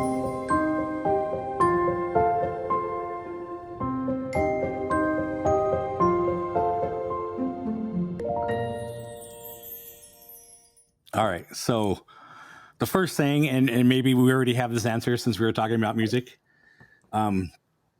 We have something I call a magic hearing. So a magic hearing, Imagineering, kind of grip on that. Okay. So basically, and I think I chatted with you yesterday about this, but like your favorite sound, music, or ride attraction music, or something from anything that's Disney. Could be whatever you want, but just like something that sticks with you. Or I am going to say this, and people are probably going to go, but I don't think that there's a better combination of attraction and music than there is in It's a Small World. Small World. We just did it right through. We just talked about that. Yeah. Okay, I hadn't seen it, so this is all organic. Yeah. But it complements so well, and I pay attention. I try to listen when you go from one area to the next, and just how it flows seamlessly. Your transitions, from you're in like in Africa, now you're in another country. Like all that. It is so well done, and I'm sentimental about it because my son really likes it, so therefore I like it. I'm not. I hear people talk about that. Yeah. Whatever. I'm not as jaded about it because I know how much my son loves it, and I love Mary Blair's artwork. So I get really enthusiastic about something. I actually titled the video "The Music You Love and Hate." Yeah, I saw that title and I figured that was probably what you were gonna talk about. There's parts that sometimes I'm like, I've heard this before. And then we get to Steve and I were just talking about this. We get to the jungle scene, and like you got the native drums going, and like it totally changes the mute. Yeah. And I'm like, I love that part. Yeah. What's so funny, and maybe I'll hold on to the thought because you might have it might be. I'll hold on to it in case it's relevant to it. I won't. I'll keep my powder dry on that one. Well, if it's about music, then go ahead because that's the part. Well, see, now it already popped out of my head. The next games are going to be the reimagining thing, so if it fits in there. So okay. Oh, I know. Go ahead. It doesn't have to do with reimagining, but go ahead. Okay, so let's do this next one. Go ahead. All right. Greetings, program. This is all his design. He wanted a new piece on the board to change the game. Rectify. The only way to win is not to play.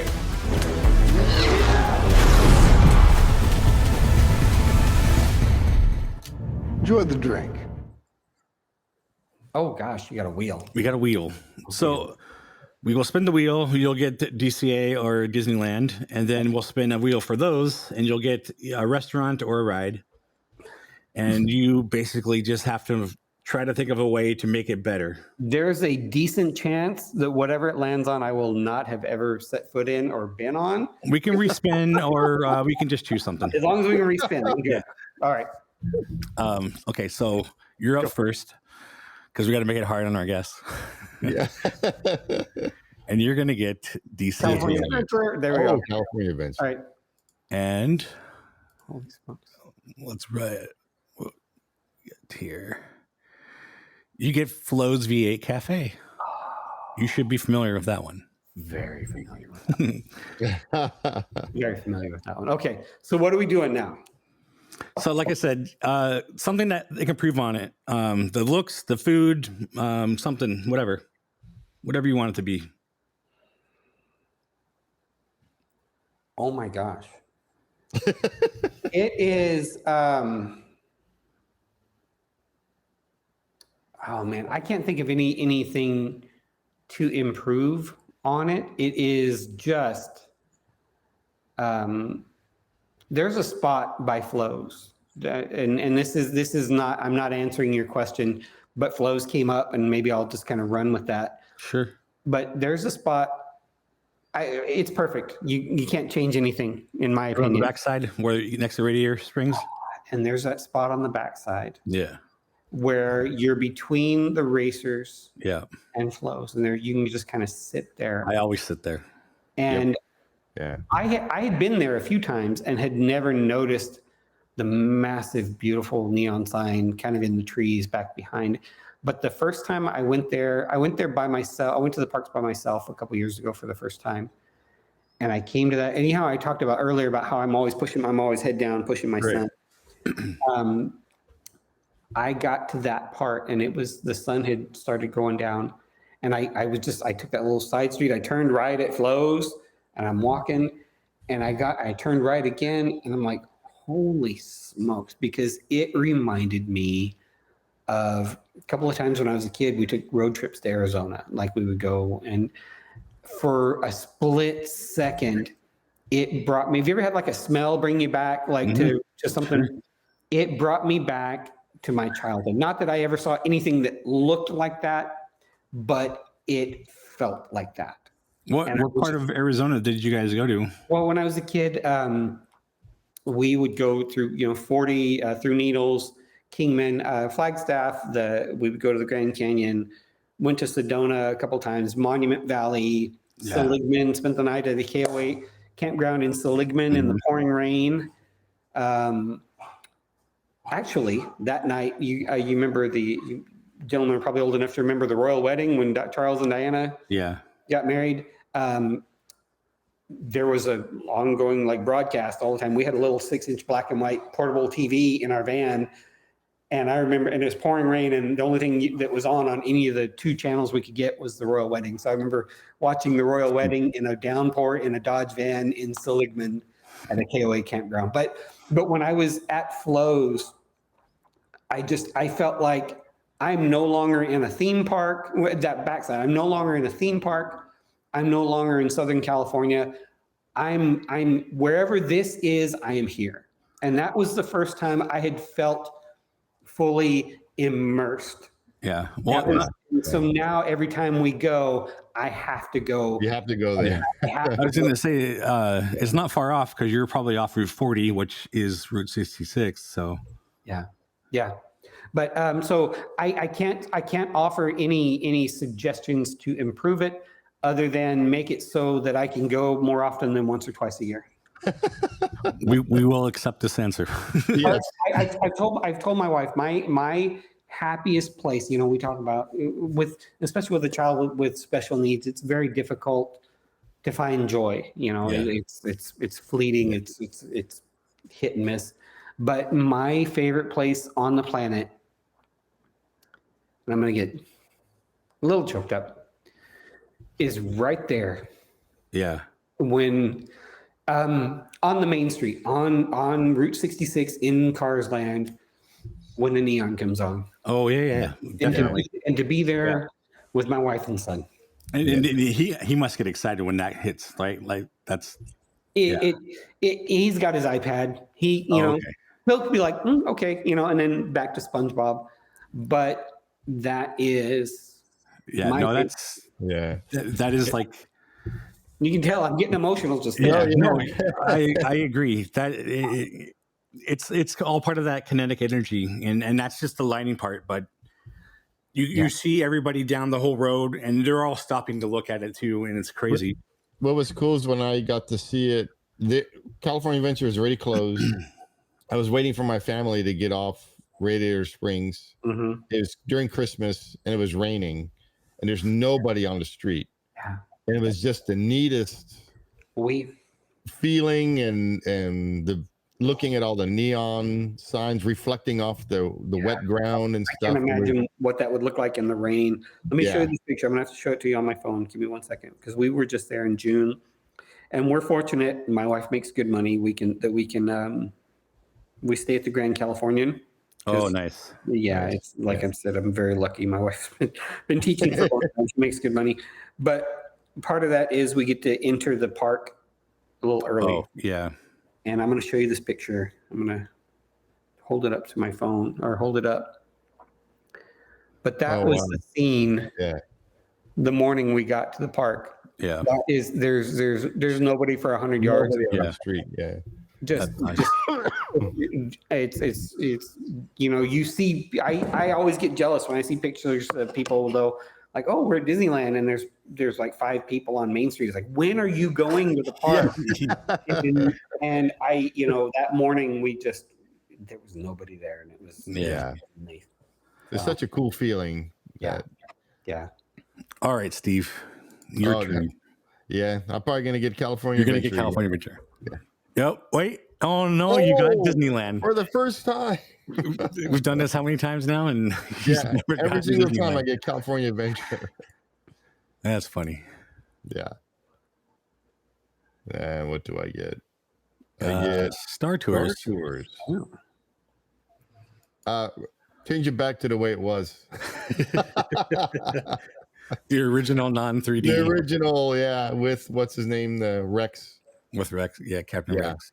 Yeah, that was so fun. That was the fun time going in Star Tours. Now it's I don't know. I don't even go on it anymore. So I do like the fact that they included him in Galaxy's Edge as the DJ, but he belongs as the pilot for sure. Yeah. I haven't been on Star Tours. I have a friend who rewrote the script that's on it now. Yeah. I haven't ridden Star Tours in forever. Yeah. we I hate to say it, but we only get into Tomorrowland accidentally when we take Matthew, because I don't like Space Mountain. I won't go on Space Mountain. I don't like not being able to see where I'm going. Oh yeah. But we don't even get into, unless every once in a while we'll do Buzz Lightyear because we have time and there's we can get on. But I mean, let's be honest. If there's no people mover, there's no reason to go. We need a people mover. That's what I'm saying. See, and that's I'm glad that I have memories of that I did go to back in the day. Yeah. I went like twice as a child. I went with my high school band in '87, and then grad night in '89, and then it was another 10 years before I went, and then it was another like 6 or 7 after that. So I have long gaps where I didn't go, but I do remember the Skyway and the people. Yeah. No, they're not memories that I've seen from other people's videos. They're actual memories that I have of actually riding. Yeah. So this is why I love Bob Gurk, because he touched all of that stuff, and to actually meet him is like meeting Adam Savage. Like, this is a guy that I didn't even know he was the one responsible for all these rides that we all love. And it was, And speaking of that little TV, I have a video of Bob in awe, like pointing and being like, oh, like the little TV I made. And I'm like, you built all this stuff and you're like in awe of this little TV. That's what I love about people like that, is that they can go their whole lives without being jaded. You know what I mean? They can be genuinely enthusiastic for this person who they just met, who's doing this one thing. Yeah. That is, no offense, but Bob has done so many things, exactly. and he probably could do that TV if he wanted to. But to be enthusiastic like that is just that's a special person. Yeah. That's awesome. All right. My turn. And I get Disney. Oh, no. California Adventure. You're going to get the corn dog. For the third time. I'm so glad I got Flo's. Yeah. Oh. What is that? Oh, Lamplight Lounge. Lamplight Lounge. I don't even know where that is. It's below where the Cove used to be. Ariel's Grotto. Yeah, right? it's what Ariel's Grotto used to be. So okay. I know that as where the House of the Future used to sit. That's what I know that area as, right? No, in DCA. That's DCA. the other. I'm sorry. It's on the water. So you said Ariel's Grotto. What? Okay, I'm thinking of something. You're thinking of Tinkerbell's thing. Thank you. Yeah. See, I'm not. But the statue of the Triton was there. Yeah. Okay. Was there. Yeah. Sorry, I don't. Sorry, it's your thing. I'm just. No, you're fine. good. You're good. The one thing, I've been to this place a couple of times, and I'm not happy with the food there. There's like a couple good things, but really, it's like I'm really picky, and a lot of that stuff I just would not eat. So I would have more options in food. That was the best thing there, I think, was the lobster nachos. You can still get that, but there's just a lot of stuff and I don't even like lobster, so I wouldn't even get that. But I've gotten it before as like beef or whatever. So I would just add more options for food.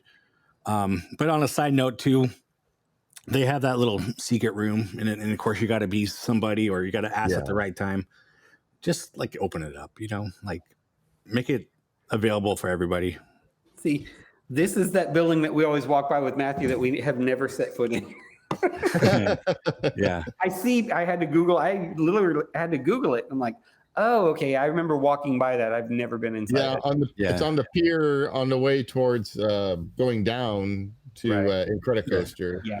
And then on top of that, if you don't go down, you're at the bar at the top, and have had many drinks at the bar there. So, our dining is limited to the smoke jumpers. Oh right next I like to that place. My wife likes it because it used to be that was one of the only places you could get a beer. So like a burger and a beer. Yeah. And then we go straight on to Soren from there with my son. So we just. That video I was just talking about with our friend Christy was on Soren, and she was mentioning right around the corner is where you can get the drinks. So you're right there. Right on. All right. So we're right at your time limit. So I've got 5-10 more. Okay. Do you want to go another round? Why not? All right. We usually do it twice. I just wanted to make sure. To spin again, though. Because I'm seeing some names on here. I'm like, I don't know what that is. California Adventure. Awesome. Okay, good. Love Disneyland, but I feel like I know DCA a little better. All right.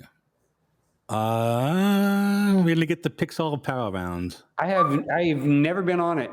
Spin again. And that's everybody else's answer too. Is like, get rid of it. Either you love it or you hate it. Well, speaking of Soren, there you go. There we go. This is the one that we tend to ride the most, because we can get onto it. So what am I changing it? Am I reimagining it? Or am I just whatever you want to do.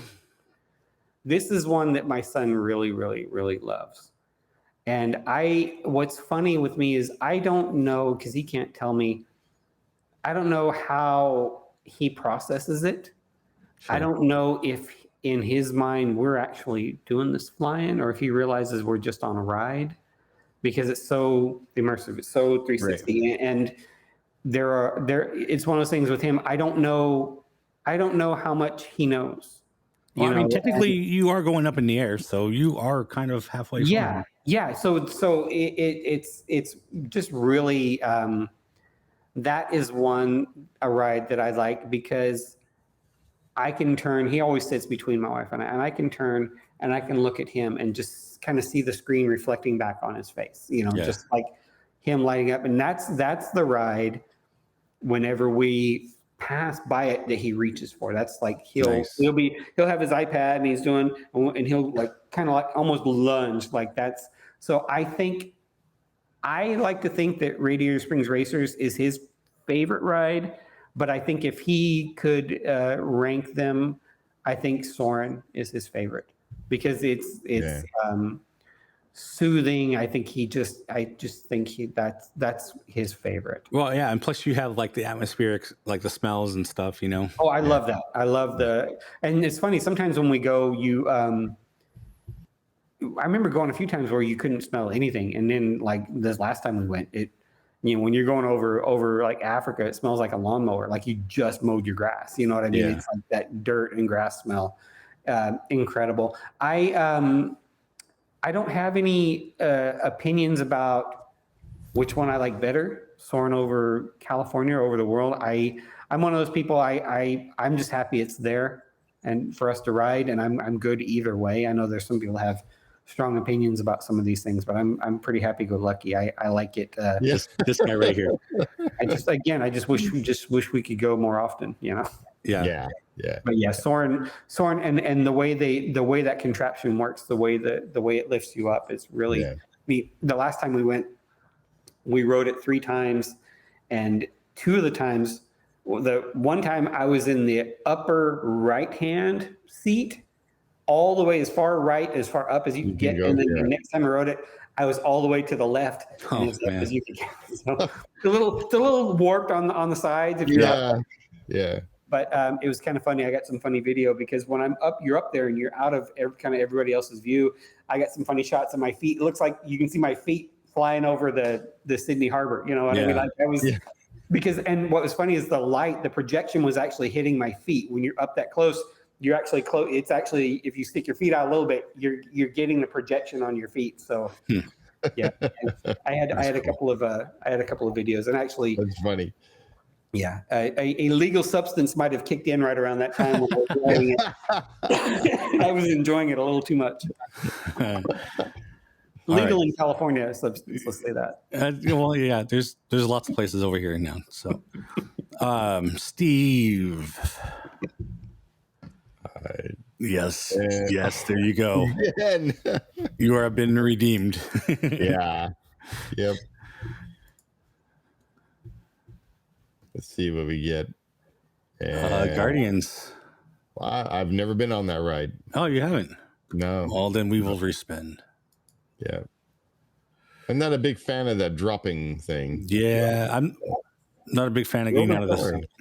Yeah. Actually, they just redo that? They changed some stuff. Yeah, but it was away for a bit, and now they brought it back. So yeah, I actually really like the show. It's actually pretty good. From the last time that I saw it, I don't remember everything about it. You know, the scenes and the story. I remember seeing Star Wars in there, and that was actually really cool to see that in there. Yeah, so I don't know if I would change anything other than maybe the seating. I was just thinking it's a big wide open spot, and there's some area on the little pier walkway. Yeah, but yeah, if they made it more higher, like there's like 1 tier or 2 tiers, I guess. Yeah, but you got to like pay for that, the close up ones. You get like the dinner package or whatever. But yeah, the next sections up, you're all on the same level. So yeah, I actually saw a little clip from our friend Mark, who actually works at Disneyland. Yeah, and he had a little clip of it from the Jumpin' Jellyfish area, like around that area, looking, or the swings or whatever. You know, that part of the. Yeah, I would imagine only cast members get up there because they close the rides during that time. All right, my turn. Your turn. Oh, I got California Ventura. And you get no Cozy Cone. Cozy Cone, yeah. I like everything about Cozy Cone. Yeah. There's some good food there. Ice cream. The ice cream's good. The little chili thing. Actually, the cones themselves probably could taste better. Let me say that. You mean you can eat it as you're eating the chili mac or whatever, but it's like the worst tasting kind of opened up croissant or whatever it is. I never had that. Yeah, I would make that taste a little better. So there you go. I love the Cozy Cone sign. I love that whole little complex. I don't know that I've ever gotten food from any of the vendors there, from any of the food booths, because I'm usually. I just remember ice cream. That's yeah. If you look inside the office building, there's like a little model inside there of it. Oh, really? Yeah, it's really neat. Yeah. They have a lot of those little model things in I believe it's Sarge's. Yeah. Sarge's has a miniature of Cars Line, and I gawked at that. I have one last little story to tell, and then I'm gonna have to go get Matthew from school. But one of the first times we took him back, probably 2017, 2018, we were closing down the night, and I wanted to see the neon come on in Cars Land. And I might not have even been making signs at that point. But so we went into Sarge's, and we're killing a little bit of time. I said we don't go into stores. We went into this one just for a minute. And Matthew started having a seizure while we were in Sarge's. And it's starting to get dark. Park's going to be closing in a little while. There's a parade getting ready to set up. There's a lot of people. And he starts having a seizure in the middle of Sarge's. And I get down on the wheelchair, and I'm working with him. And I look up, and the store's empty. There had been a bunch of people in there. And after I'd been working with him for a minute or so, and I looked, store was completely empty. The cast members got everybody out. Wow. They were grabbing $50 sweatshirts, throwing them on the floor to make a soft place for Matthew to lay. Wow. And so I laid him down. We rode through the seizure, and I'm getting choked up again. We rode it out. They had a medical team already en route with a stretcher, and security already on the way. And I waved off the medical because he was going to be fine, but we needed to get him back to our hotel room. We were staying across the street at the Tropicana on Harbor. And that was like my big fear, is he's going to have a seizure in the park, and what do we do? And the people that were there in Sarge's were just, I didn't even have to ask, and they were just on top of everything. And they got us a security escort. Someone with the radio showed up, and he escorted us literally all the way to the door of our hotel room. In case we needed anything, he was there with the radio. That was great. Yeah. And I guess probably a perfect place to end on for me is it is that kind of care and that level of attention that makes me that makes me feel okay taking Matthew there. Yeah, I won't take him to Costco, but I'll take him to Disneyland. You know what I mean? Yeah. Because Costco is just they don't give a they don't give a rat's ass, but they're, especially so every time we walk by Sarge's, that's what I think of now. Sorry to interrupt on that, but no. But yeah, they've done that is why we're able. And that's why I get so excited when we take him, because I know really no matter what, they're going to take care of us. It's going to be a good experience for him. So if there's any cast members out there listening to this, thank you. Yeah, thank you for sure. That is the one place where my son gets to be himself, and I don't have to worry so much about what's going to happen if he has a seizure, has an issue, because they're on the spot So yeah. Nice. Yeah. I guess I'm more of a Disney person than I let on. I just haven't been in all the restaurants or all the rides, but I love the place. It's I get it. I get it now. I didn't used to, but I get it now, and I get it because of my son. Yeah. Well, I mean, like we say this all the time. I can go there and just hang out with friends. I don't have to do anything, and it's still cool. Yeah. So I've gone solo a couple times so that I can just kind of nerd out and relax and just kind of actually notice things, look around. But when we're there with him, it's like work, but it's work that I absolutely love, and I know how much he loves it. So, and we only get to do it twice a year at the most. So I try to really focus on him and not do anything that he doesn't want. It's nice knowing that there is that infrastructure and that support system with the disability access service, with the emergency services, with security and everything, that if we have an issue, they're right there.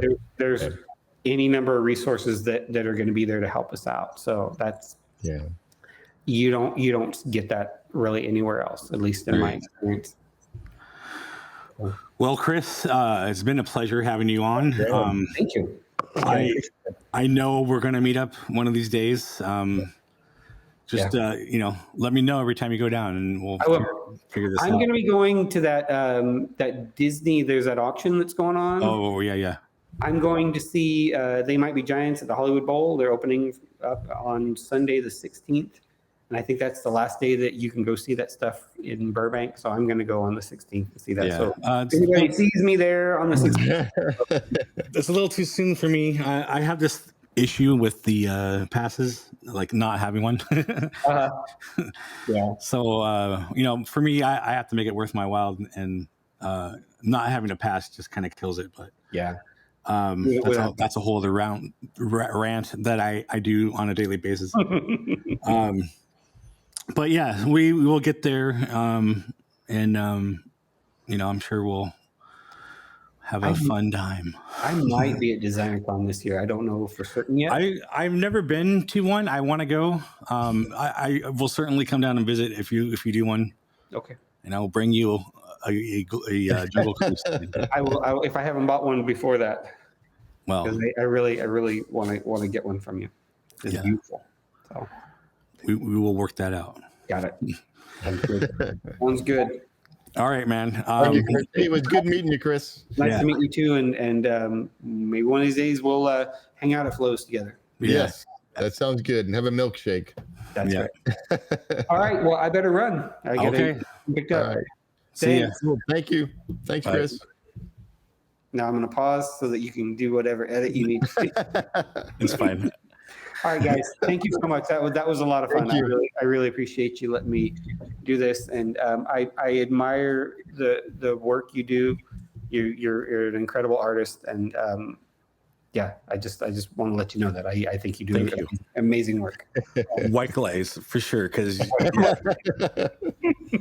it's in your stuff is just insanely detailed, like I said. So yeah, I do mine for the masses, so I can easily do it, and yours is like almost one of a kind stuff, so what's easier about my stuff, and I'll say this before I go, is my stuff, it is kind of one of a kind.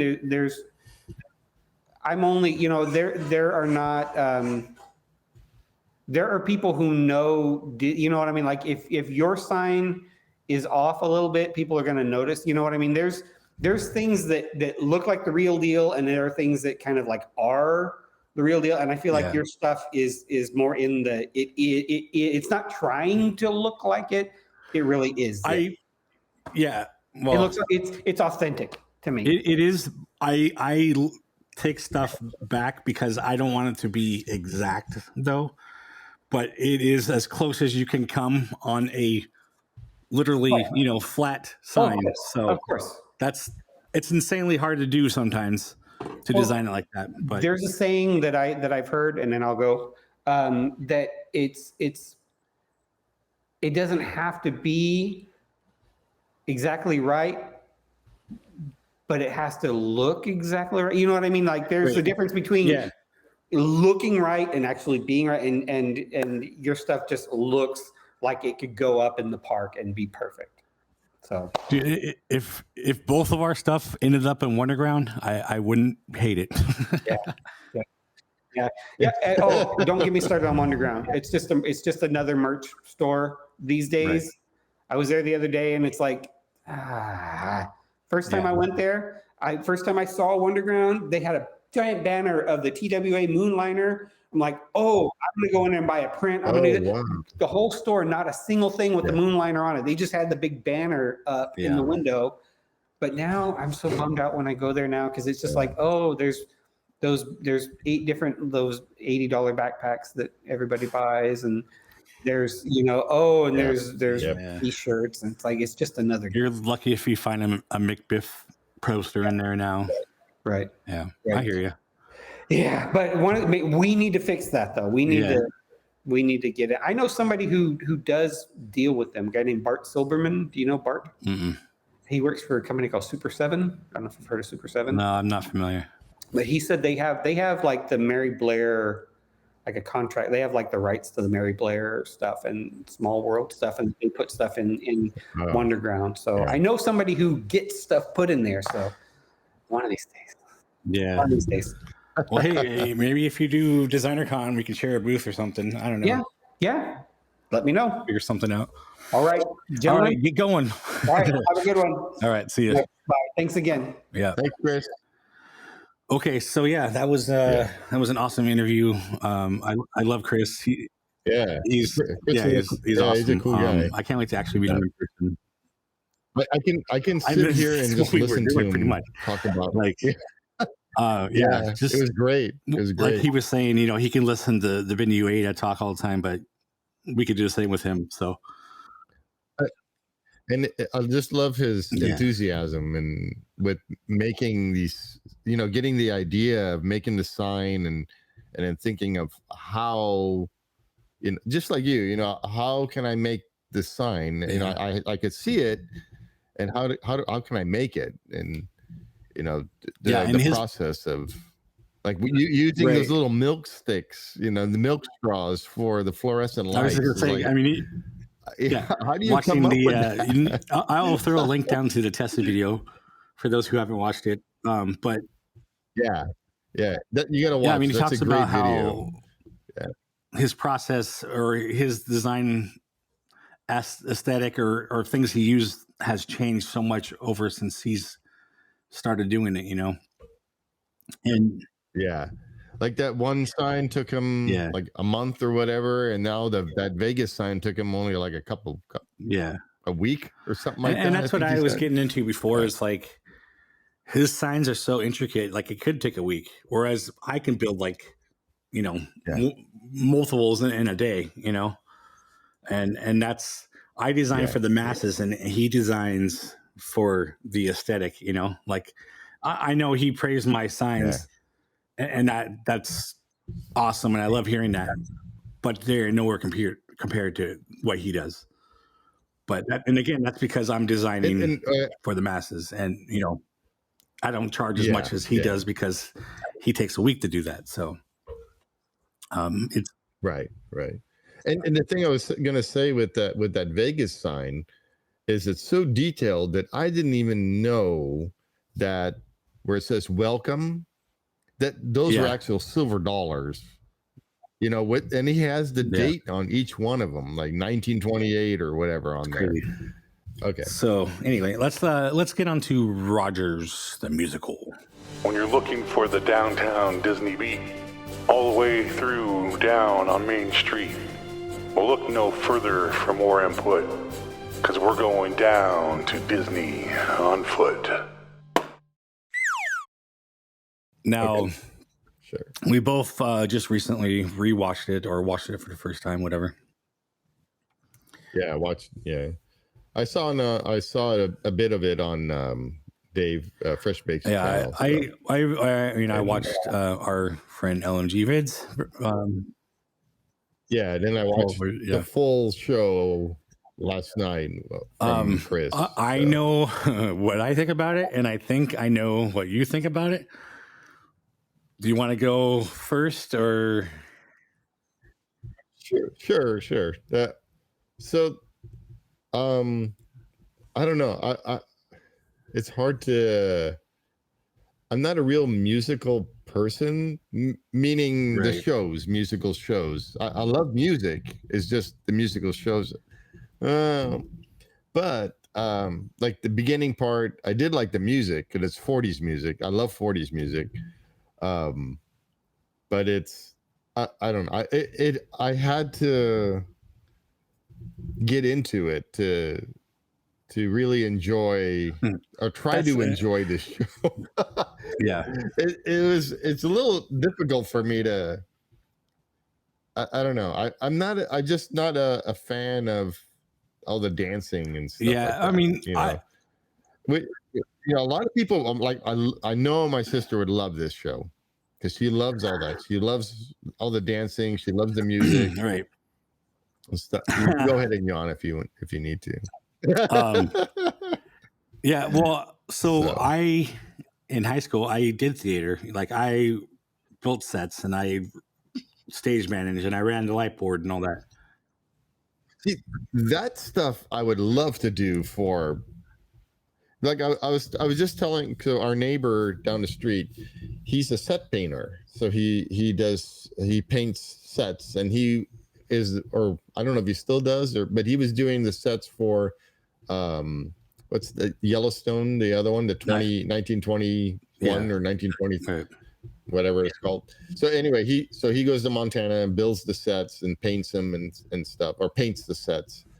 And I was telling him about a long time ago, my sister and I took my sister, she wanted to go see it, so I took her to Dancing with the Stars. She wanted to see that being filmed, and because she loves dancing, she loves the show. And I'm like, okay, well, I'll take you there. So we went there, and I was more amazed of these guys building the sets and getting everything ready. So we watched two shows. One was a live show and one was a tape show.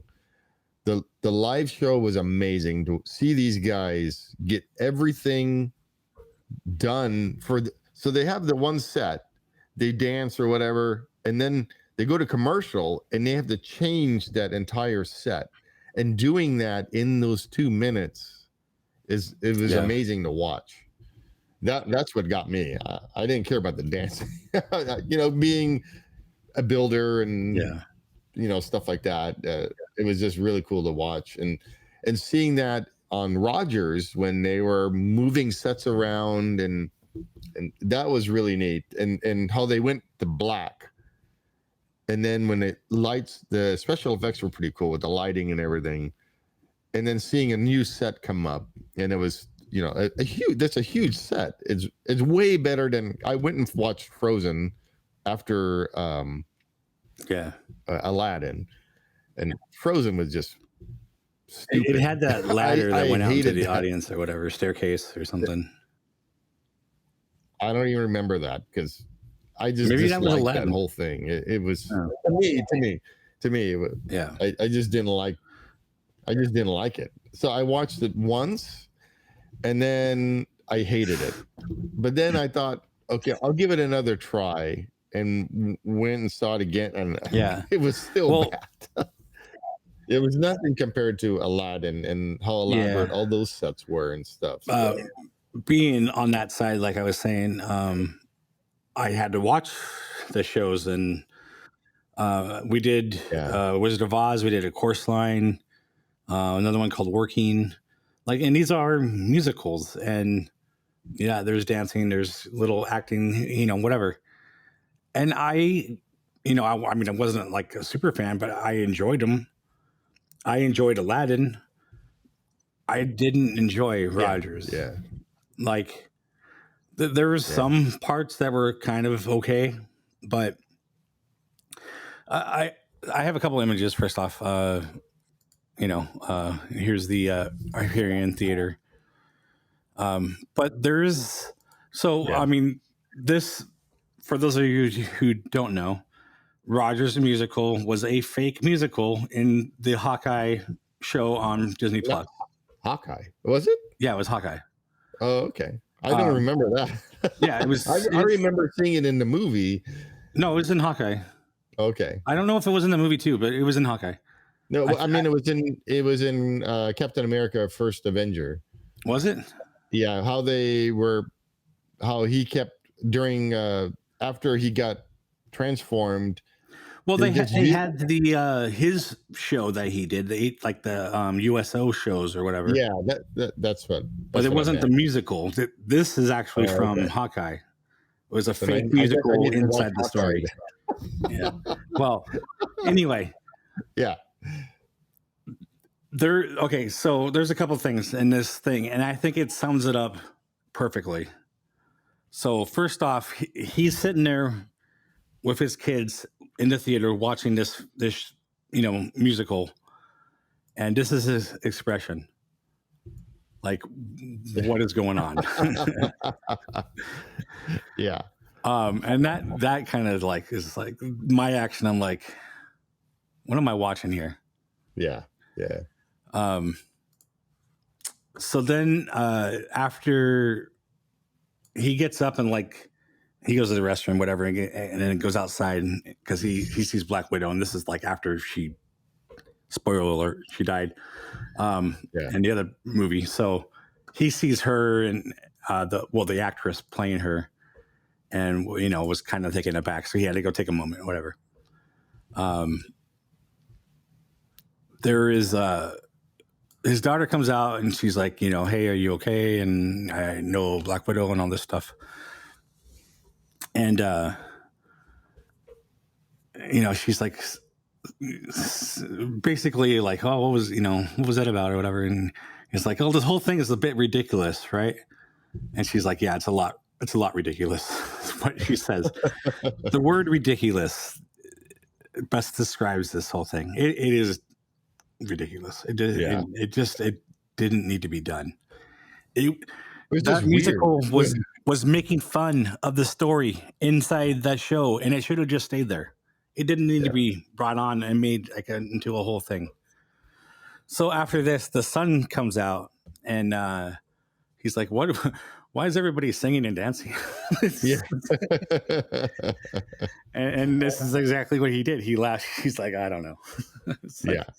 That again is just like, even the kids are like, what is going on here? Yeah. And then there's a couple other things that stood out to me, and I don't have photos of them, but I had to go back and look at the show just to see if it was the same. One of them, Loki, was played by a black guy with dreads. And I didn't remember that. And it's like, why would they do that? And it's all, to me, that's all the Disney woke shit. They're changing the character because, Oh, right. I didn't pay attention to that. I didn't at first either. But when I was watching it on Chris's video, I'm like, that's kind of weird. Sure enough, spot on. Every one of these characters was exactly the same in the Hawkeye show. Like, it may not be the same actors, but the way that they were dressed and the way that they appeared, and there was a black guy with dreads playing Loki in that show, like spot on. Huh. So, like I said, I guess I need to see Hawkeye because I may have seen Hawkeye it's right in the beginning. Well, right after like the opening thing of the first episode, you'll see it like 10 minutes into it. But yeah, it was, like I was watching Chris's video and I was just like, I don't remember that, but sure enough, it was there. But of course, you only get that closing number in the show, like when they're all coming together and Hulk says, "Oh, smash, smash, smash," and he smashes the rock, like that whole thing. Like all the rest of the stuff was built on to make this whole thing a reality now. Who was I know they had the Avengers, up on top or whatever. Yeah, there's a Hulk, there was Thor, Iron Man, Black Widow, and there was one girl up there that I had no idea who the heck was she supposed to be. Which superhero maybe was it was she? Captain Marvel. Captain Marvel. But she wasn't in the original Avengers movie. No, but and that's here's another key thing. Like a backwards baseball cap on and stuff. Oh, I'm not sure. Is that her? But there is during that closing number, and Hawkeye points this out into the show. They have Ant-Man. Ant-Man was not in the Battle of New York. Yeah. So Hawkeye. He turns to his daughter, and he wears a hearing aid in the show, and he had it off, and he was just focusing on them, but not listening to the music. And his daughter comes on, she's like trying to talk to him, and like he can't hear her. And finally, she's like, "Hey," she's like, "Did you turn off your hearing aid?" He's like, "I was there. I don't need to be watching this thing." Pretty much. And he's like, "Do you know who wasn't there?" Ant-Man. Yeah. So again, it's because this fake musical is trying to make fun of the like have fun with it, not make fun, but have fun. Take liberties, And I feel like this is what this whole musical is. It's not a serious thing. It's not a reenactment of what happened. It's not the Wizard of Oz, like it's not trying to tell the story. It's just having fun. And there's just certain things that I just like, it's like, that's not holding my attention. That's not needed. This is kind of dumb. And I didn't like it at all. Just little key parts maybe, but to me, it's just like a waste of time. I don't know. Yeah.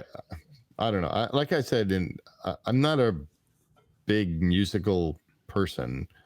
So yeah, I mean, some parts were really, because I don't understand that type of stuff, like the theater or whatever, and it doesn't make any sense to me, some of it. So yeah, I mean, like I was saying too, like most of Disney's storytelling is based around music. Like they have put music in there, and they're telling a story with the song and all that, and doing it with a cartoon or whatever.